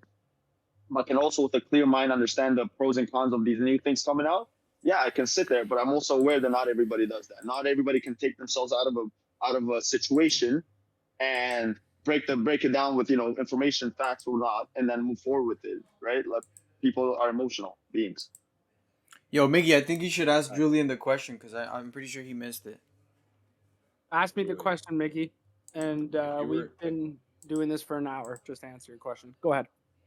Okay, so if you were to put yourself in Trump's shoes, right, and you got these AI tech guys coming in, what would you do? Would you Okay, would so you invest a fucking $500 billion into this, or would you Or let China okay, get ahead. so no, absolutely. So I'm gonna tell you, my dad would love to eat this conversation up because you guys, China and Russia, have been doing this. It started with the arms. I forget how he tells me this. Started with the arms, right? Started with. There was He's gonna one be pissed at significant. you. He's gonna be pissed if I don't remember this one. Guys, they've been racing. They've been doing going this, yes. for many years. And China apparently got one step ahead of us in like the 70s or 60s. They got a step ahead of them. And it was a big step. I can't believe I can't remember this shit. Was it production? It was something that China and just something that they leaps and bounds. Not space program, but something along the lines. Long story short, America was embarrassed on an international stage and they will not let it happen. So now that the next big thing, so that's what I'm talking about, the next big thing. The next big thing came in like the 60s or 70s. China beat them to it. The next big thing is AI, like Joseph is saying. They cannot lose us. It's got to be North America number one, because if China is the one that advances and gets to the like Joseph's saying, the ASI, the ultimate supercomputer, whatever, could be potentially screwed. Look at how they treat their citizens. I know this is now the gray area that I don't want to step in, but they treat their citizens with control, right? They're a dictatorship. So if they get the ultimate form of AI, then China's overall goal of being the number one super global power might be it. And America, everyone everywhere right now is pretty much not treating its citizens properly, right? But America now with the change in Trump, like, has to be the best chance that the world has in order to go in the right direction. Right now, what is like Joseph said at the beginning is because this all be 100%. It could all be an illusion, right? And in that case, it doesn't really matter. It's fucking China or America. But Yeah. I believe in God. I'm pretty optimistic. Like I think there's a good force in the world against all this evil shit. So if there's any little chance, I'm gonna stick to it. I'm gonna say America has to figure this out. Yeah, Agreed. I think we all agree on the Stargate that it is a good thing. We did bounce back and forth between ideas that Well, Stargate. no, not Stargate, not Stargate. I wouldn't agree that Stargate is a good thing. I'm saying Necessary thing at least. that it's Well, no, necessary. Stargate is goes under everything, like the AI, the mRNA, all that. It's the project name. It's the project name. No, So but that's what I'm saying. I'm not agreeing with that being a good thing. The thing I'm agreeing with is that the age of AI is literally we're at the front Upon door. us. We're at the front door of Upon it. us. And if I was the president of the United States, the way I would prepare my people for this is I would let them know, open doors, like, look, this is inevitable. If you want it to be in your society or not, it's going to happen. I can transition you guys into it. I can educate you guys into it in my term. And if you guys don't want to do it in my term, by all means, we won't do it. But just know the that idea. after my 4 years is done, it's gonna happen. The rest of the world is gonna do it, and if you guys don't do it, you're gonna fall behind. Educate them on what it is. Well, Educate them on logically, these systems, that they're gonna be conscious systems. They're not just gonna stay tools. People are gonna be out logically, here. Sorry, go ahead. so logically, the idea, you're right, Joseph, that yes, your president should go out and say how it is and lay it out on the table, but that's just gonna create eruption, like Dick swinging. chaos, right? So right, it's just gonna cause many problems. The way that he actually is gonna present it is by touching on the emotion. That's why they're touching on the cancer. That's why they're touching on these I different don't buy ideas. that anymore, That's bro. After the whole COVID thing, they always been saying that, oh, we can't spill this truth because you society, don't, but majority of people do. Yeah, but after That's the how you get it across to after everybody. the COVID thing happened, a lot of people are now more open to hearing like out of crazy theories out of nowhere. But before they used to, oh, people are not ready to hear this. It's like, no, people already. I think people are more than like. Look how many people voted for Trump. I think people are more ready to know. People are ready to know this stuff, and then they're ready for a president who's out dick swinging. That's why they voted for Trump, because he says it how it is. People are ready for that information, and I'm pretty sure most of the people in the United States would be ready to hear the truth about what AI is, what the future holds for it. Yo, they're gonna be literally calling Trump. They're gonna be saying Trump shut down all the other genders just so he can transition us to AI. Because Joseph, you were saying he's gonna transition us. He could. He got rid of all the other genders and all of the other mishaps just so he can transition into AI. I see what he did there. That's a good. All right, topic number 3, boys. Let's hop into this. So, Biden's top 5 Biden laws that have been overturned. Okay, so I went through all of them, but we'll go through the top 5 ones that Biden put into place and that Trump took out, right? So the first one is called Executive Order 13988, January 20, 2021. It's preventing and combating discrimination on the basis of gender identity and sexual orientation, right? So it basically just emphasizes the fact that there's more than 2 genders, and Trump took that shit away. Said there's only male and female. That's the first one. The second one is Biden putting up an executive order advancing racial equity and support under undeserved communities through the federal government. Now, this is Biden pushing systemic racism and making sure that they follow DEI objectives, diversity, equity, and inclusion, right? Which, is counterintuitive because it gives certain, advantages to certain races that they deem are minorities. Yeah, so the opportunities from the best. Right, exactly. So this exactly. So it literally, if there's 10 people in line to get a job position, I will pick somebody based on skin color, ethnicity, gender. If there's more than 2, instead of picking the most qualified person. So it actually stops the progress of innovation, stops the progress of the how to get the most work done in the most efficient amount of time. Because it comes down to who's capable of delivering on the job at best, at their best, right? But instead of going with at their best and their skill level, they're basically just going with the skin color or the ethnicity, culture, gender, which is I'm also in big favor that Trump took that out. The best person, doesn't matter if your skin, Qualified. doesn't matter if you're male or female, you should be able to get the job based on your skill level and nothing else. So the next one, the third one, is Biden.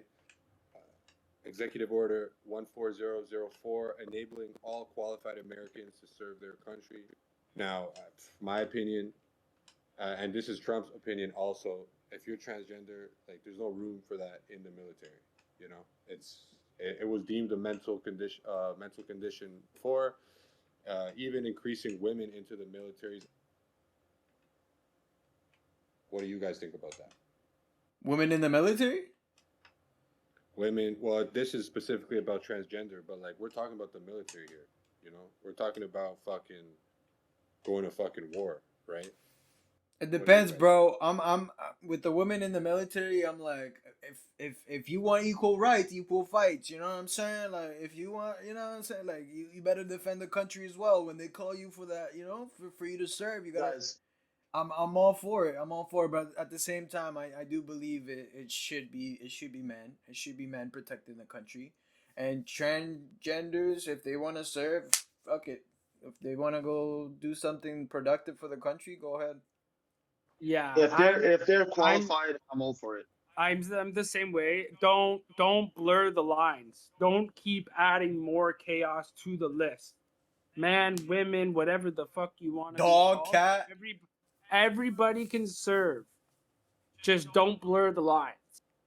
That's it. Yeah. So, and another thing is, everything is a spectrum, right? So, majority like there's 10%, 20% of women are gonna be, you know, more masculine than the other 80% of women who decide to. You know, we had this conversation before where we're talking about, for example, like men, like 80% of men are dominant and they, you know, they want to conquer the world, etc. But then the other 20% are more laid back, more on their feminine side, right? So it's a spectrum. If women want to be in the military, who am I to say no? Right? If they're qualified, they're there. All right, nice. So we're going over quickly. Let's move to the next one. Executive Order 14008, tackling climate crisis at home abroad. This is just Biden placing climate crisis forefront of foreign policy as they try to move United States to, you know, one of the countries that invest mostly into climate change, and obviously that's some bullshit that you know we shouldn't be focusing on because of all the other shit we got to focus on, right? Everyone in agreement there? Yeah. All right. So then we can move on to the last one here. Executive Order 14021, guaranteeing an educational environment free from discrimination on the basis of sex, including sexual orientation or gender identity. Now, this includes the pro-equality title rule that Biden finalized after being pushed by the American Human Rights Campaign. There's an article that you'll post over here, and in here you'll find an argument to why it's important to allow trans people to play sports and to use the change rooms and washrooms with the gender that they identify with. That's what Biden pushed, and in my opinion, Trump rightfully took out. What do you guys think? I wouldn't want my daughter in a fucking change room with a fucking transgender that's a man.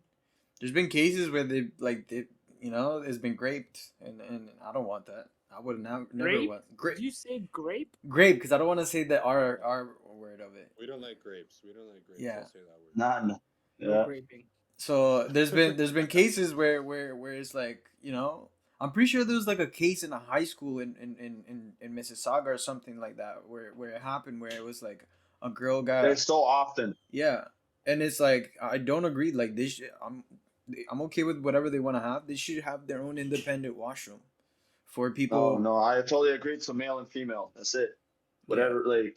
Whatever you want to be called after is an idea which you get to run with, and you could tell people to call you and whatever. You could push that idea on people, but to make it like an official government type of thing where there's multiple gender washrooms, etc. No, no, no. I don't know.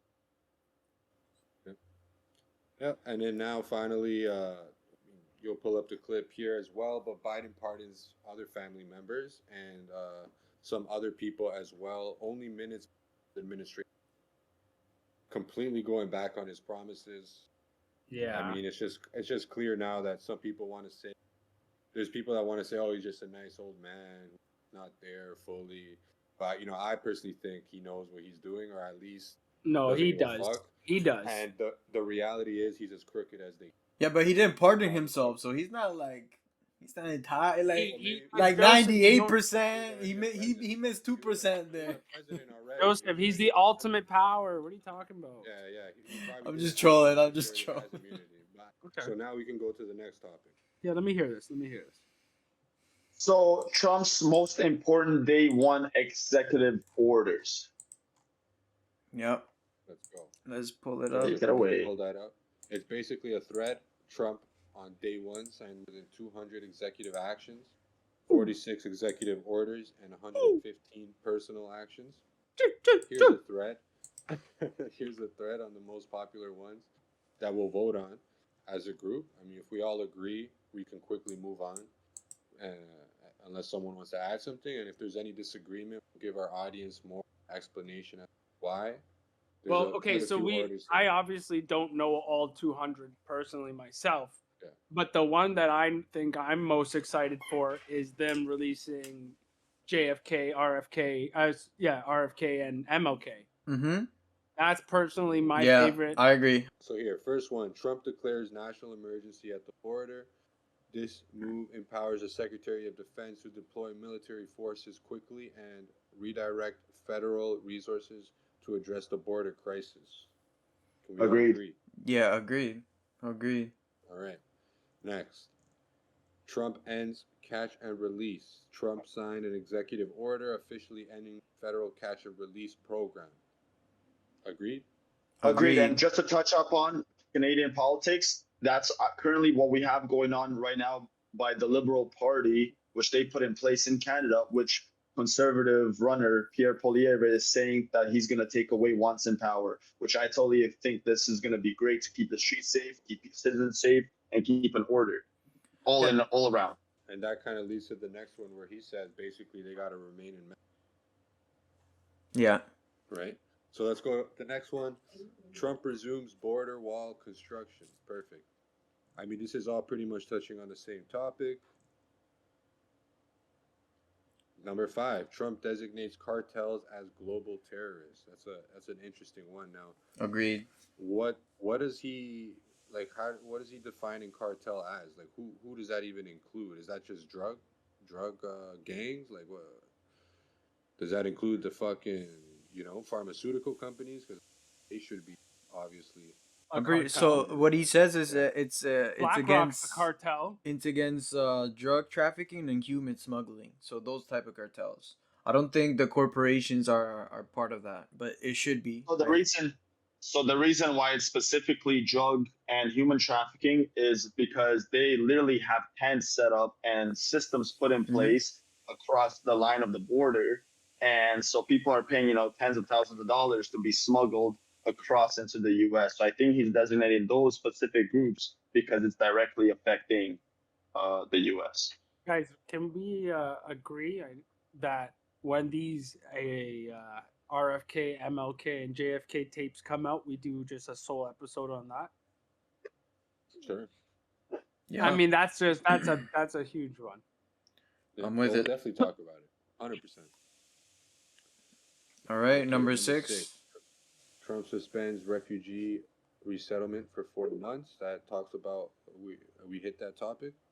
Yeah, one of my reaction videos shows as of today, 500 people were sent back. Perfect. Here's a controversial one. I think we kind of talked about. Trump changes birthright citizenship rules. What do you guys think? I'm perfectly good with it because of the situation we're in now. Same. But I read up on this. So I'm just as good with it. Well, like with my point that I was bringing up to you, Miggy, if you have good border control, if you got good like all this stuff, you don't need the AI systems. This would kind of be part of that because you wouldn't, you know, this is kind of like a hack that people have to become citizens of a certain country. It's like, oh yeah, my kid's a citizen, so now we're gonna do the paperwork, so I still become a citizen as well, and it would get rid of that problem. So in a way, I agree, but at the same time, like it's like, ooh, it's tough for immigrants like me. But that's a totally different idea because okay, so let's say somebody sneaks in just to have a kid in that country, and yeah, you may be right that yes, down the line they may be getting papers to come in. At least those paperworks are going to be the scanning process of getting these people into the country. If they're criminals or they have a background or they're not mentally right, these people will still not be able to get in, regardless of how many papers are going to be presented. Yeah, but you don't know Right? their intentions. You don't know if they've done something to hide their record. You don't know. Maybe they didn't commit any crimes yet, but they planning to do so when they get to the country. Yeah, so you guys, three of you guys agree on this. I'm fully against it. I think if somebody is given birth into the country, I think they should be citizens of that country, no matter what. All right, let's move on. Okay, troops deployed to the border. You go to the next one. Trump orders enhance border vetting. Perfect. That goes with what we talked about. Yeah. Trump ends government censorship. Something we fucking need here in Canada. Yes. Yeah. Agree, right? Yes. Yeah. Censorship. Nice. You sound like you're voting for it, Julian. I was censorship. I'm mocking the liberals. Okay. You got possessed by a liberal, bro. Holy shit. Number 11. I mean 11, 12, 13. Keep reading, Mickey. Keep reading them off. Yeah. Trump says what? I mean, fuck. There's a lot. Trump right? hiring and regulation freeze. Okay, keep going. Trump targets weaponization of government. What does that mean? Targets weaponization of government. Aims to restore fairness and prevents partisan measure of federal power. So okay. Mm-hmm. So smaller government. I'm with that. I'm with that 100%. Okay. Next one. 78 Biden orders rescinded. I can't read that little bit there. Well, we talked about the top 5, but yeah, there was 78, which is pretty huge if you guys think about it. That is a lot. It's pretty crazy that Biden. That's how much Biden. Oh, this is a good one too. Security clearance is revoked. So this is what that what's that Eastern Indian guy that worked in the CIA? Joseph, you know who that guy is? Sorry, who? Oh, I think I know what you're talking about. Yeah, there's that Eastern Indian is Cash. Cash Patel. Wait, are you talking about the guy who leaked the Biden the thing the Hunter's Biden He laptop? worked for this. Yeah. I'm not 100% sure. Could be potentially. I'm not sure. But he was speaking on this that these people first need to be declassified, and then reclassified. Yeah, but Anyways, this is huge. Moving on. This is huge. What do you think about the next one? Death penalty restored. I agree. There's people who need to die. This is huge. Sorry, I was gonna say, you want to know why this is huge? Because, like Joseph was saying, this administration is going to be looked at as perfect in 3 years, 4 years. Some people, who knows, might be saying differently. Mm-hmm. And you know what? They're going to need to distract the people. A couple death sentences, televised maybe. Okay. So hold on, the death penalty. I'm pretty sure was the. I'm all for it. It's for treason. Am I right?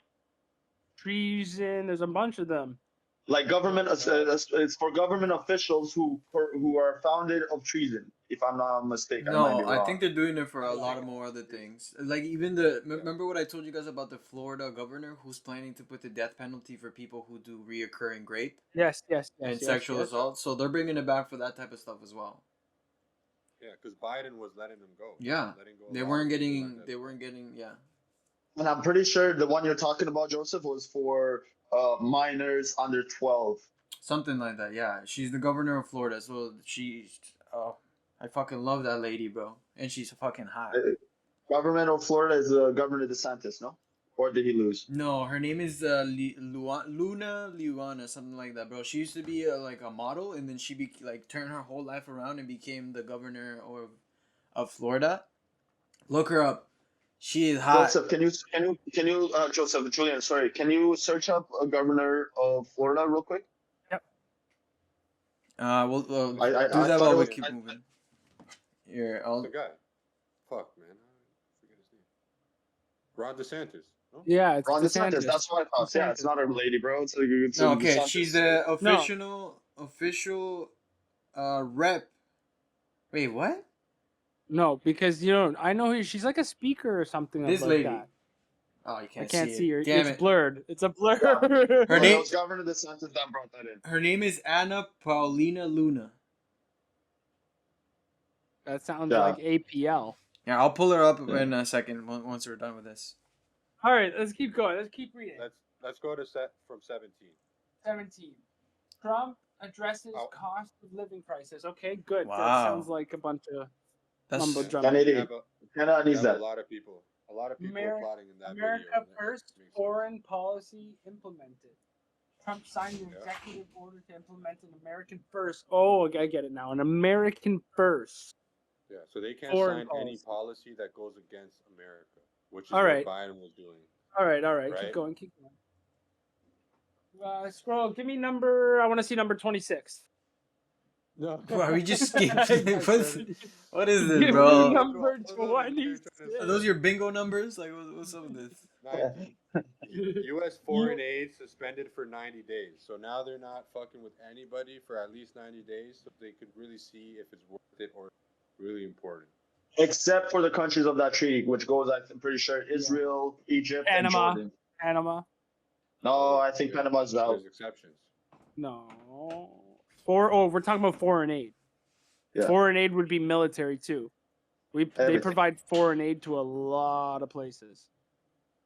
Okay, let's go to 21. Trump declares national emergency. No, national Energy. national energy emergency. Rolling back. Ah, okay. So he's canceling out what Biden was pushing, which wind farms and all these electrical vehicle mandates, right? Yeah, That's bringing yeah. up taxes. That's basically what Trudeau's doing here with the carbon tax. Actually, I heard something about this. Of that, remember Biden when he came in, he signed that exact bill, and it was like $500 billion, right? He was saying that the remaining, because they only did like 7%. They only accomplished 7% in their 4 years, and so they said whatever remaining money that they didn't waste will be used to go to this. Yeah, and he said that it was going to create more jobs, it was going to better the economy, and fucking economy went to shit. Like, I don't know. People fall for this shit. All right. Trump withdraws from Paris climate agreements. Number 22. Nice. So he's Okay. basically going Scroll against the down. climate change initiative. Trump opens Trump Alaska's oil reserves. Okay. He's getting back into oil. Nice. Joseph, down some more, please. Again, Trump halts offshore wind expansions. We touched on that. Down, Joseph, some more, please. Trump establishes, number 25. Trump establishes Department of Government Efficiency. Didn't we talk about that? I know Adrian spoke might on like that. to talk about this.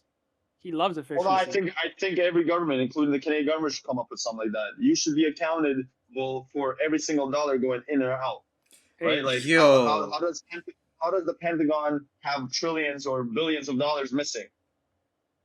Small things like that. Well, it's not small, but big things like that. Like, where is this money going? Who are we funding? And where's the transparency? Trump delays TikTok ban, number 26. Oh, that's what I said, boys. 26. Let's go. That's the people's favorite. They want TikTok. A lot of people, man. A lot of people. I personally don't watch TikTok, but damn. I girl could don't start even have talking it on about- my phone, man. There's people that eat that shit, right? But that's another Flags topic. at full staff on inauguration day. Okay, that's a weird one. 28. Yeah. Trump appoints officials in signing ceremony. Okay. 22 cabinet. Okay. Full Number pardons 29. for January This is one. 6th. Yeah, I want to get into this one because there's a lot of people a lot of people, especially on the other side, that disagree to this one. And this is a pretty touchy subject. I got a separate clip. I don't know, Joseph, if you have that ready to go, if you can get it. Yeah. That would be nice. I'd like to watch this. It's under pardoning Jan 6th. Now, the issue I have with this, right, is that first of all, the place is full of security cameras. Right, so that's a good thing. I mean, there should be evidence. They're trying to say that these people were super fucking aggressive. Hold on before you play. There's people that are super aggressive doing all this stuff. Now we know the facts are that we know that there were a bunch of informants there. Why were there a bunch of informants there? Right, FBI informants specifically. We know the government is willing to send hired plans. Adrian spoke on this on other episodes. Paid actors. Paid actors, right? And me and Adrian, we even saw this live at the trucker convoy when me and him went. We saw there's probably maybe one guy with a Nazi flag random. That next thing you know, Canadian paper trying to say, oh, it's a bunch of Nazis and far right people at the protest. We also saw somebody at the trucker convoy trying to start a fucking fire, and right beside us. And then me, Adrian, and 5, 6 other people that were around this guy had to tell this guy, yo, are you fucking nuts? The guy didn't say anything. He was masked up and he just went away.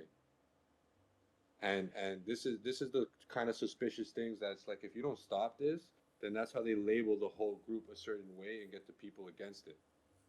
And just the fact that there's this clip here that we're about to show, and there's a bunch of clips like this, but the fact that the mainstream media don't want to touch on anything like this. They don't want to touch on this narrative, paint Jan 6 people as, crazy Trump followers.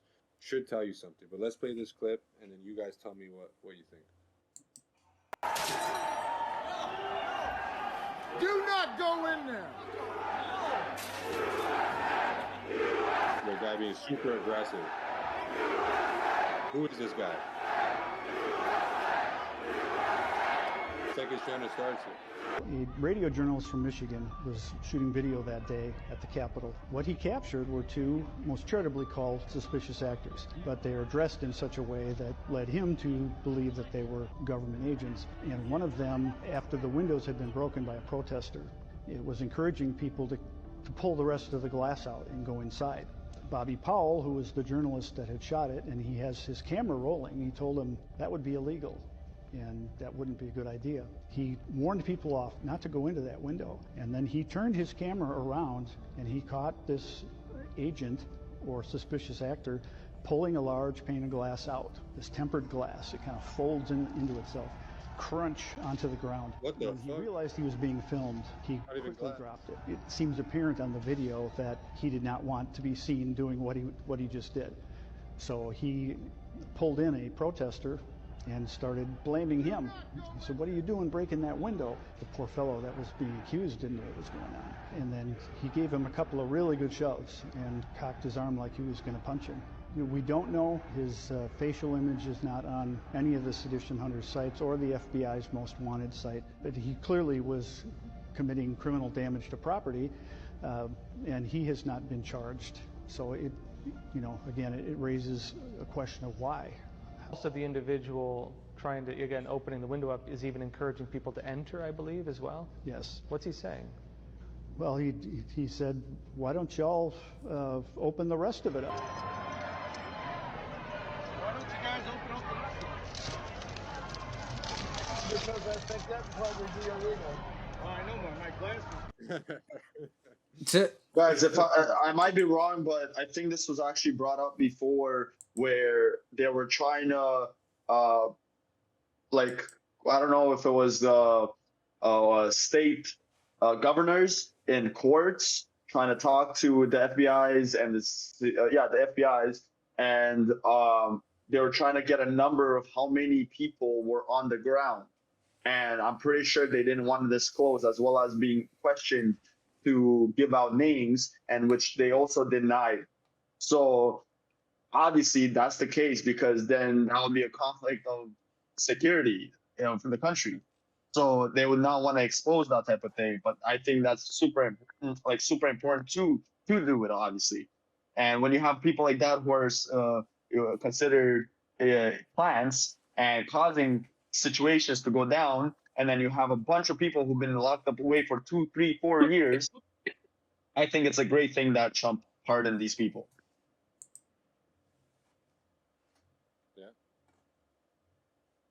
So, boys, we're gonna move to And so reactions. going back to executive orders. So what that executive order is to keep the government agency accountable, or what was it? The executive order No. was just pardoning the people that just were pardoning. involved Okay, in the yeah, riots. yeah. Because they Right. started going after all of these people. Yeah.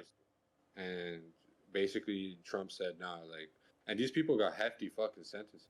Like a lot of them. A lot of them were older people too. A lot of people didn't even do anything and were getting Yeah. sentenced. And put Yeah, into people jail. who just attended. Yeah. All right. I mean, there's obviously more executive orders, but we could just move on. Yeah, we could spend all day on these. Yeah. All right, Julian's favorite part of the podcast. Take it away, brother. Okay, so we're gonna start with my video first here.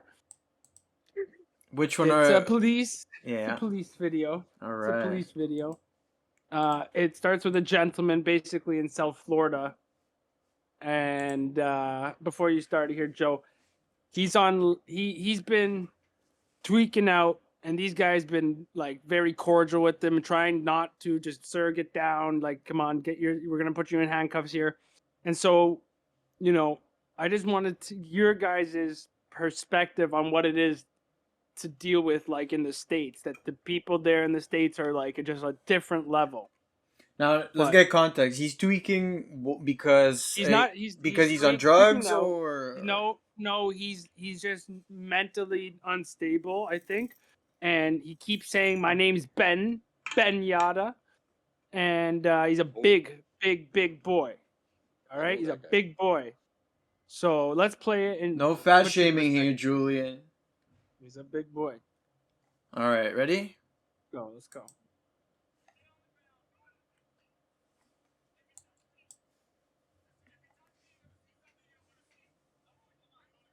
Oh shit! We're gonna pull it out.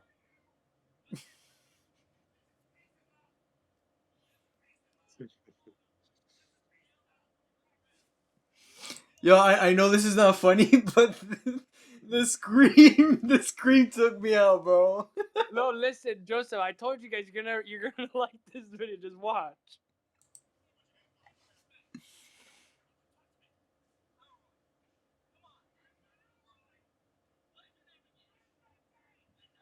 Ben Gay.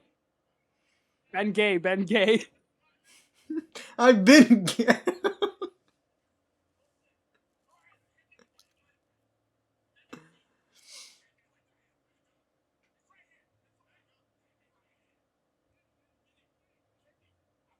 So there's a guy that leaves the house, and he owns the house, and he's screaming, "Stop! Stop!"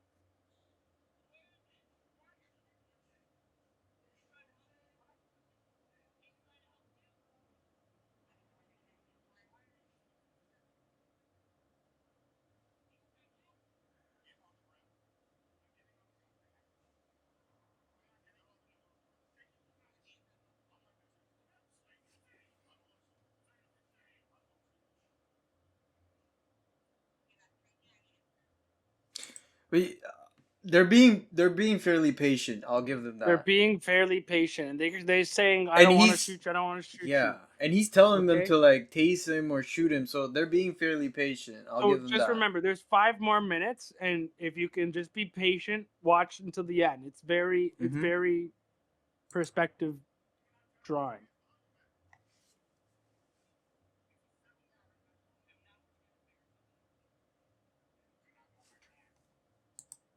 Look at how much grass he's got. The whole thing is grass, bro. Oh, yeah, this guy came in. Oh, just watch. Bro, all it takes is one guy to go in aggressive, and that's it. Wait.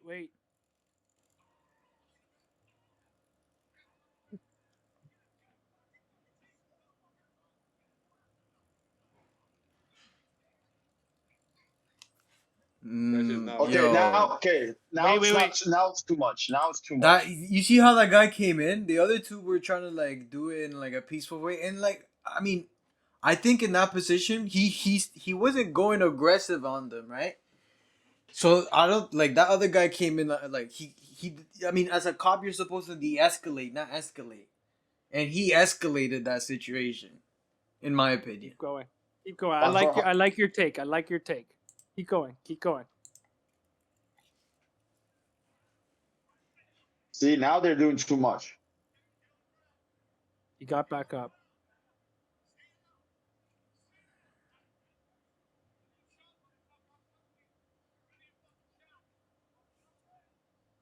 Not gonna work. You're incompetent. Yo, put this guy in the military, bro.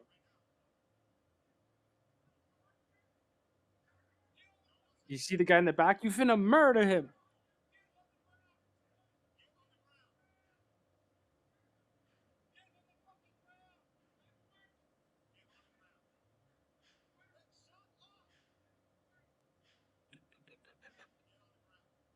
This guy like 350.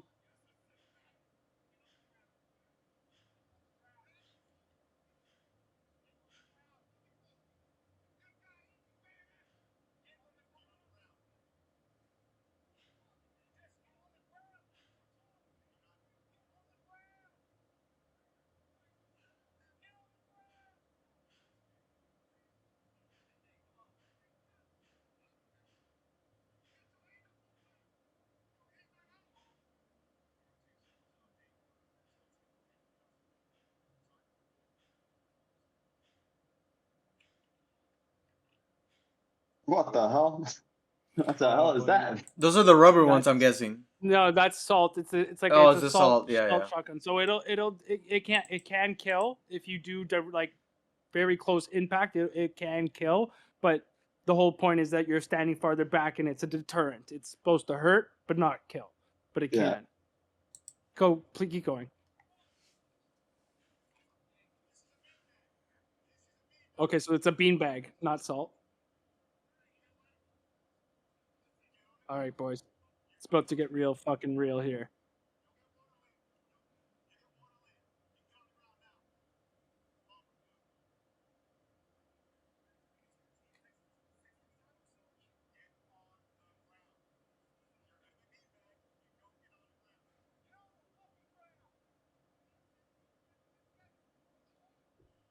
Six, 2, 6, 6, 7.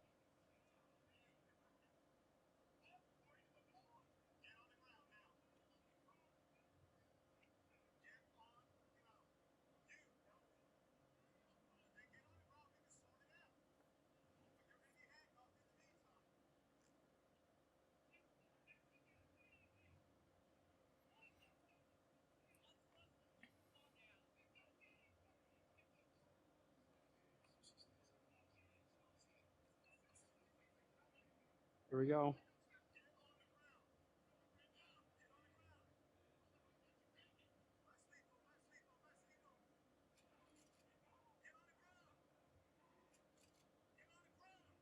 Okay, ready, boys? Watch. Is he hitting him? Yeah, he's shooting him. Oh, that guy not moving, bro.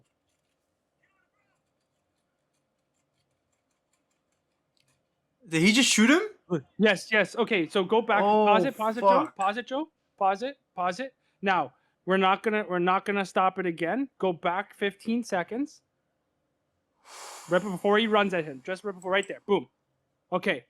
Now listen at the end, right after the shooting. Listen to the cop's breakdown. Go. Because it switches body cams to the guy that he runs at afterwards. Hold on, I'm gonna slow it down. Yeah, you can slow it down. Go for it. Let's put it at like. Remember, that guy's 350 running at you. And this guy's got a fucking non-lethal rubber beanbag fucking shotgun. The other guy's got his pistols holstered on his hip. Ready? Go ahead, Joe. Just slow for now. You'll see This is way too slow. Half speed, half speed. Go. So that's one. So he grabs him, right?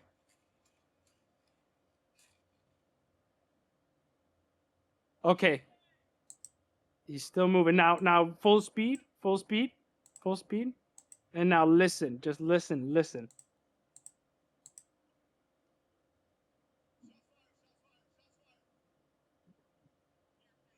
You can hit. Yeah, okay, here we go. This is it. That's not moving. Those speed bags.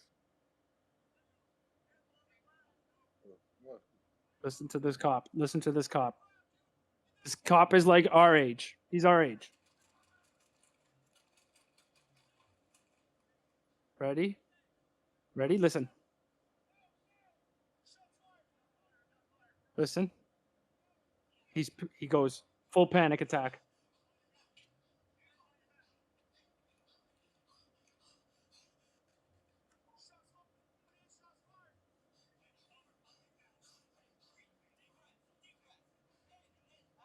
Listen.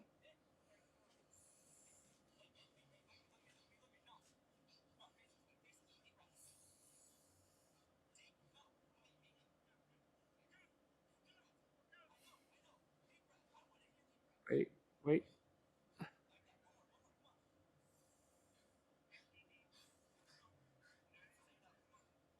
Ready?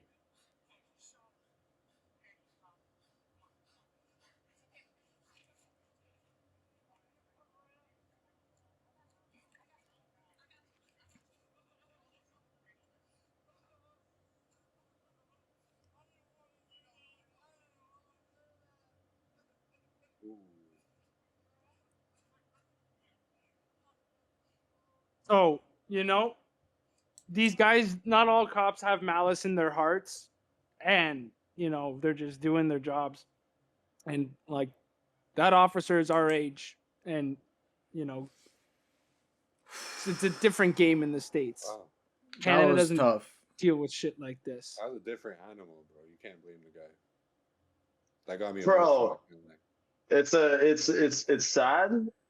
But how many times you gonna tell somebody to go down? How many times you gonna taser somebody and they're still moving? That guy wanted to die. Dead ass. He was asking the cops to shoot. He knew he wanted to go out that day. He was asking for it. It's like I know that sounds very like but that's what it looked like. He got put down. He was tased But for him look, to get the cuffs I on. also There was a standoff. He wasn't listening. Like the people have to understand. Like just go with what the cops are telling you, and everything will be fine. Like, and this is not like people could take this out of context. Oh, who's this white guy talking on behalf of a colored person? Okay, because that's what it's gonna go to realistically, right? But look. how many people of color are also saying the exact same thing, bro? Just do what they're telling you, and you'll go home and sleep nice. Figure out the situation. Figure out what your name is right after. Just comply. You're not doing nothing. Like nothing's out of order. Nothing will happen. Just comply. But the fact that you're not complying, you're trying to fight. You're charging at an officer, bro. He just hit you with 5 beanbags, 4 beanbags. You're not moving, bro. And now you're running that. Now you're running toward the man. That guy emptied all 19 rounds, and I think it was 16 of the 19 hit, and the guy still was charging at him. He stepped like 8 or 9 steps, eating those bullets.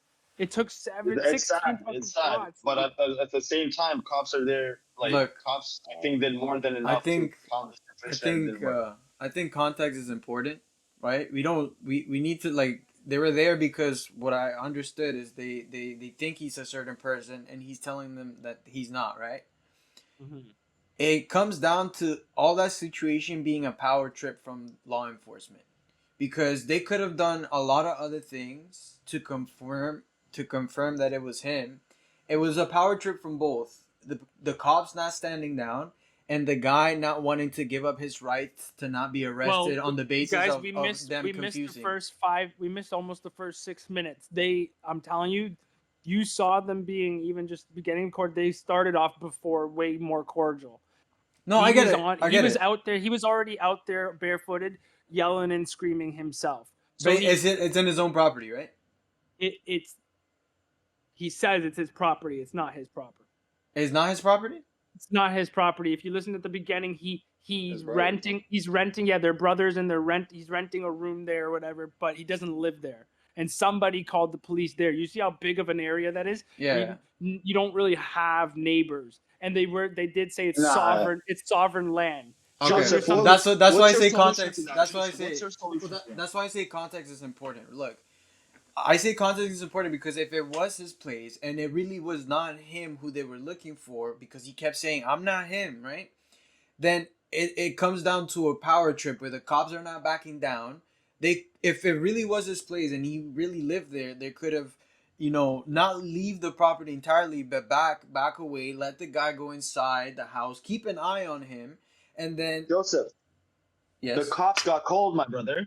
The cops got called to the house for a call. Now they're there to just figure the situation out, and all they see is Yes, but the guy's agitated with no weapons. There's no reason to escalate the situation.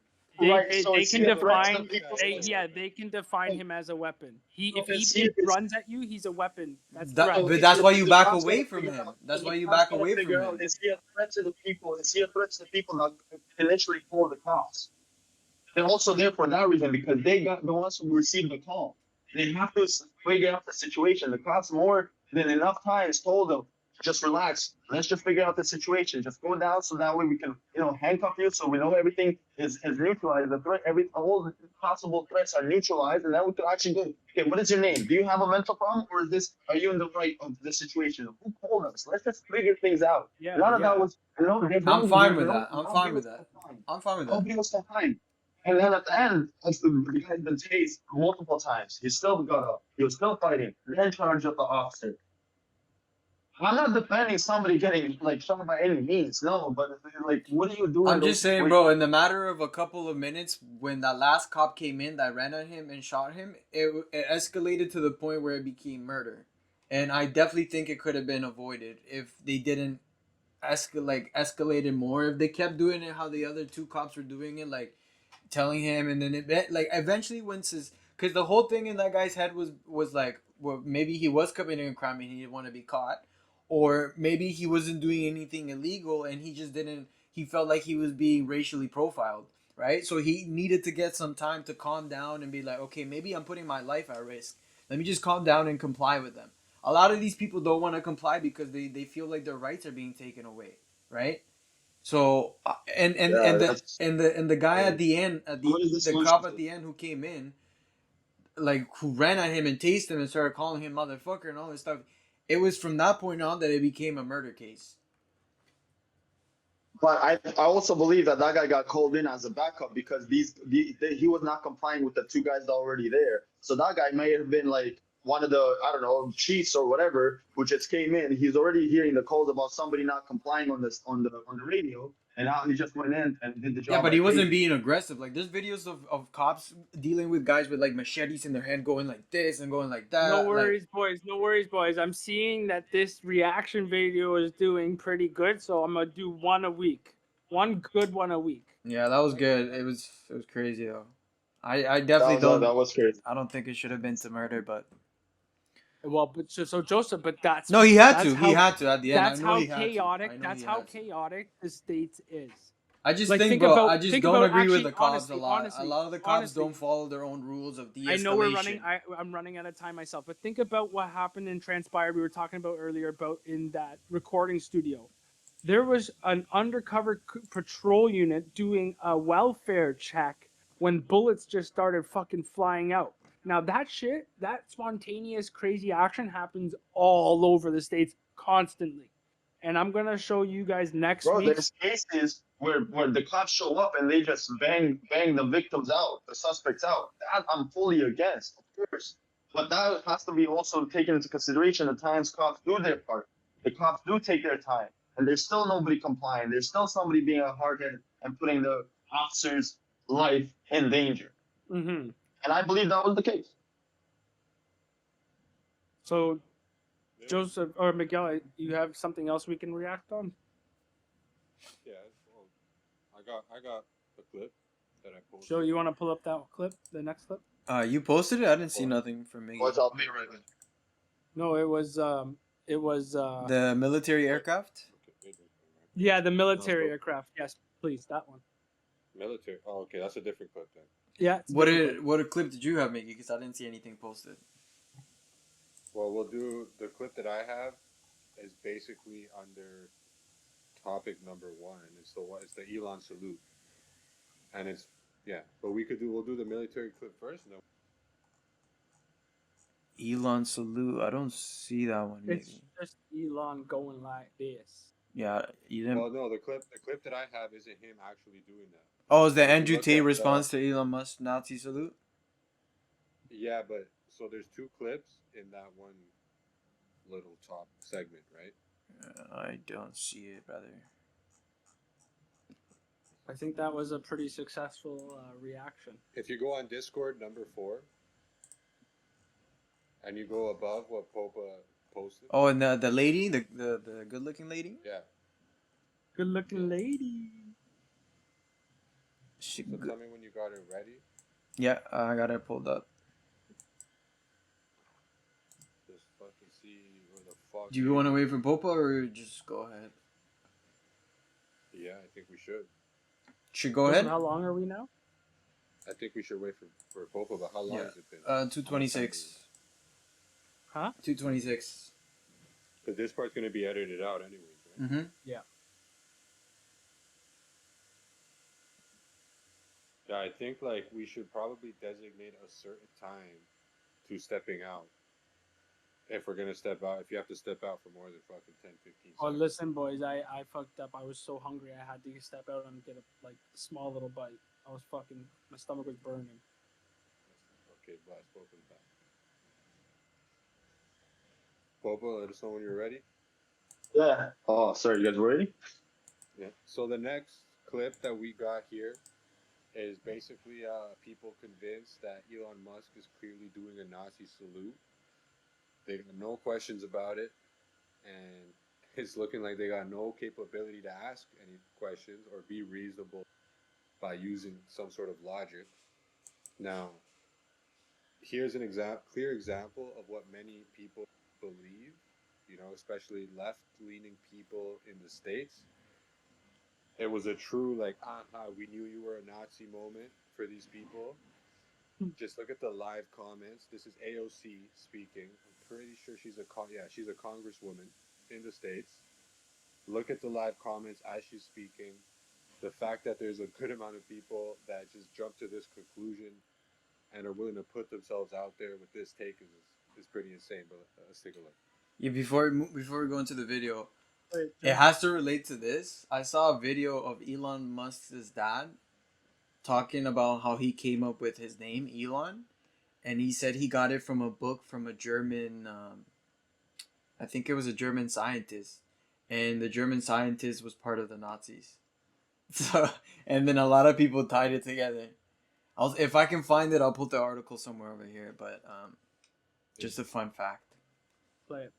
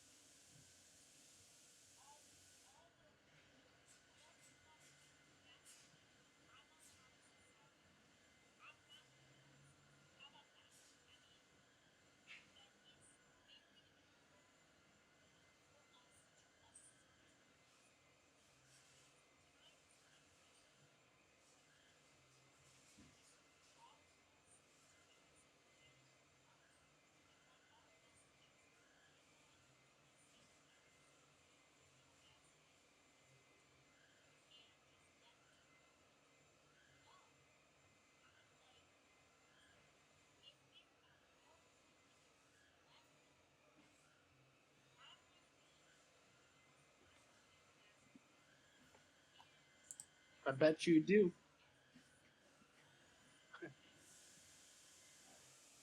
What the fuck did she just say, bro? She's speaking some nonsense. I honestly zoned the fuck out. Yeah, I mean, Play it's that. hard, it's Just, hard to... Joseph, can you play that one that I posted there? Just the.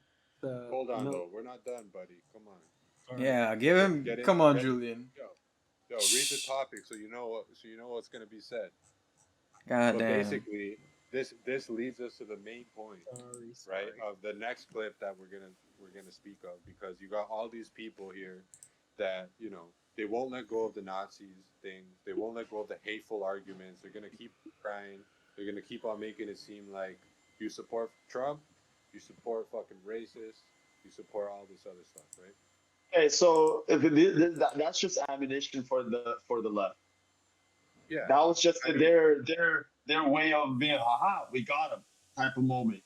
And people know, like, even at his speech, Elon, when he got invited on the podium to talk, he was stuttering. Like, he's socially, like, He's when it got comes to those autism. type of moments, I'm not sure if he has autism. No, he has autism. He has autism. Right, so he's socially different, okay?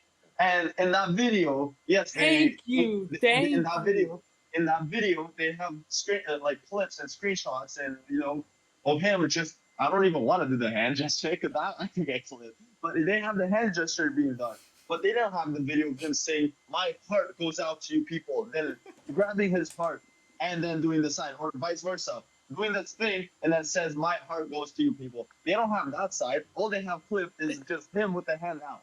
Yeah. And I'm doing, we got him. We They're got him. Nazis. Yeah, the aha moment. Yeah. I don't have a comment on that, to be honest, brother. I don't know what the motive was. I really think the motive was to divide people, to just make them argue. There's no right answer or wrong answer. I don't think. I think it was just like I just to divide people. I just think it was taken out of context. That's just my opinion. Yeah, I mean, this is something that they use, like Joseph said. It's something that they're using to divide people. But the fact is, like, it shouldn't even be something, like, we don't even have to touch upon it. It's not important. Like, that's what he did. Like, if we could have just skipped that, pretend, like, who gives a fuck?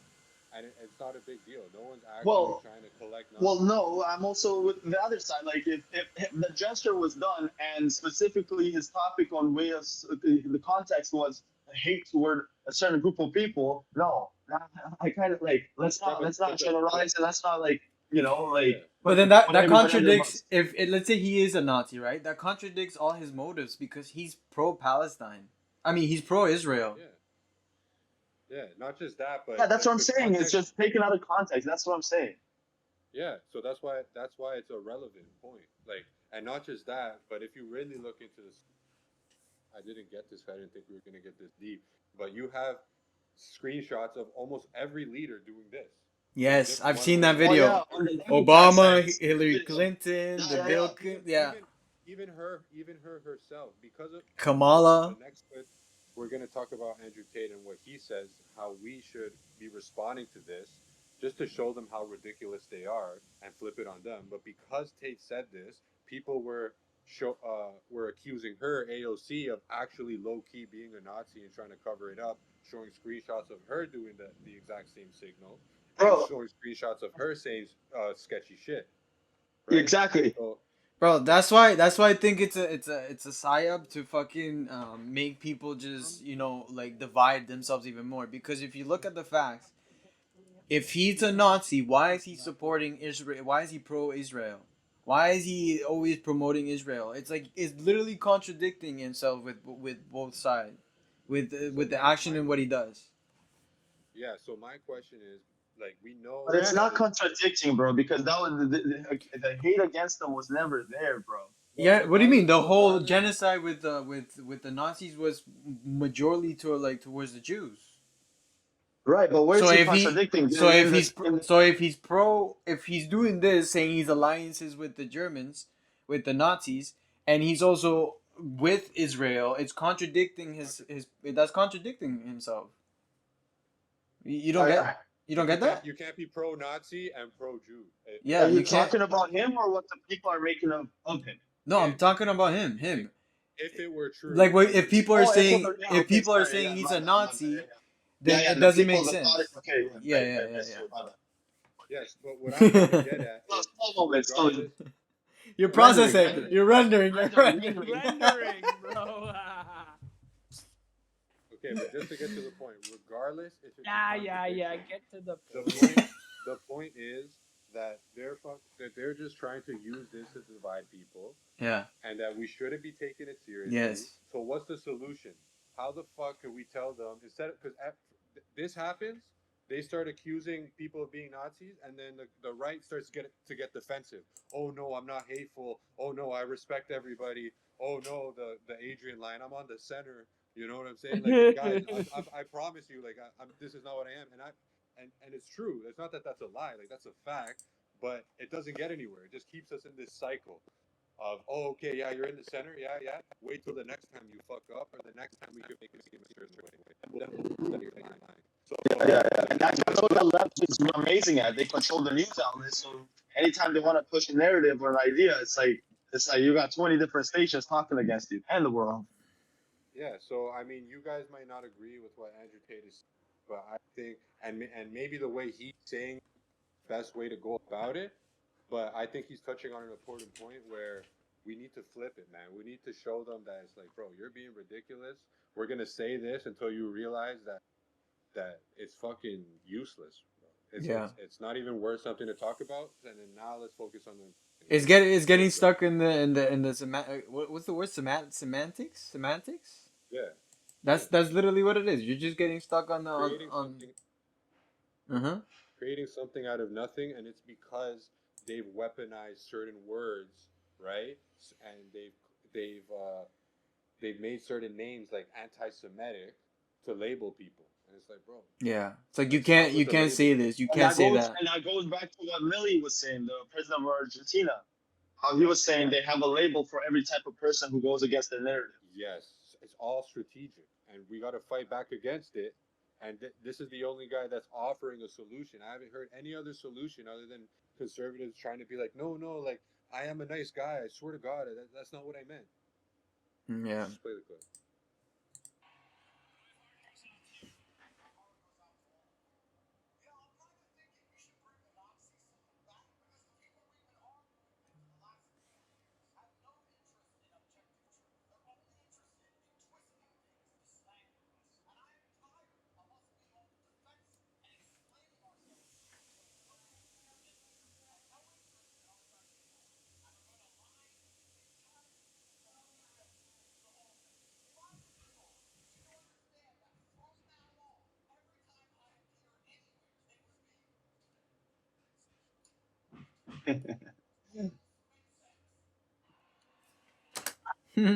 Oh man. Well, this guy knows how to fucking trigger people. Yeah.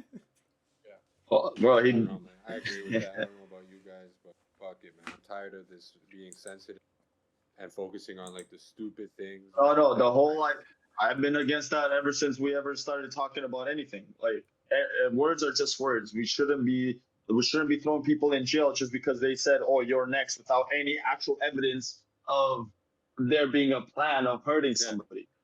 Yeah. Words are words. Get out of your emotions. Stop being emotional over nothing.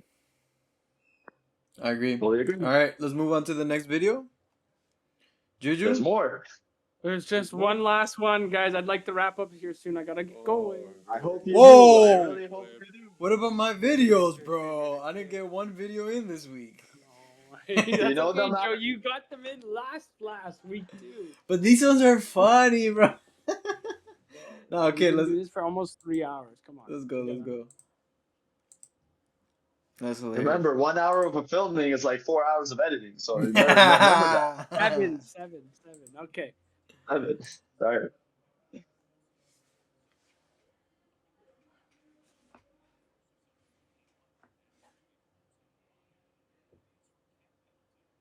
It's like they pulled that out of a COD game. Yeah.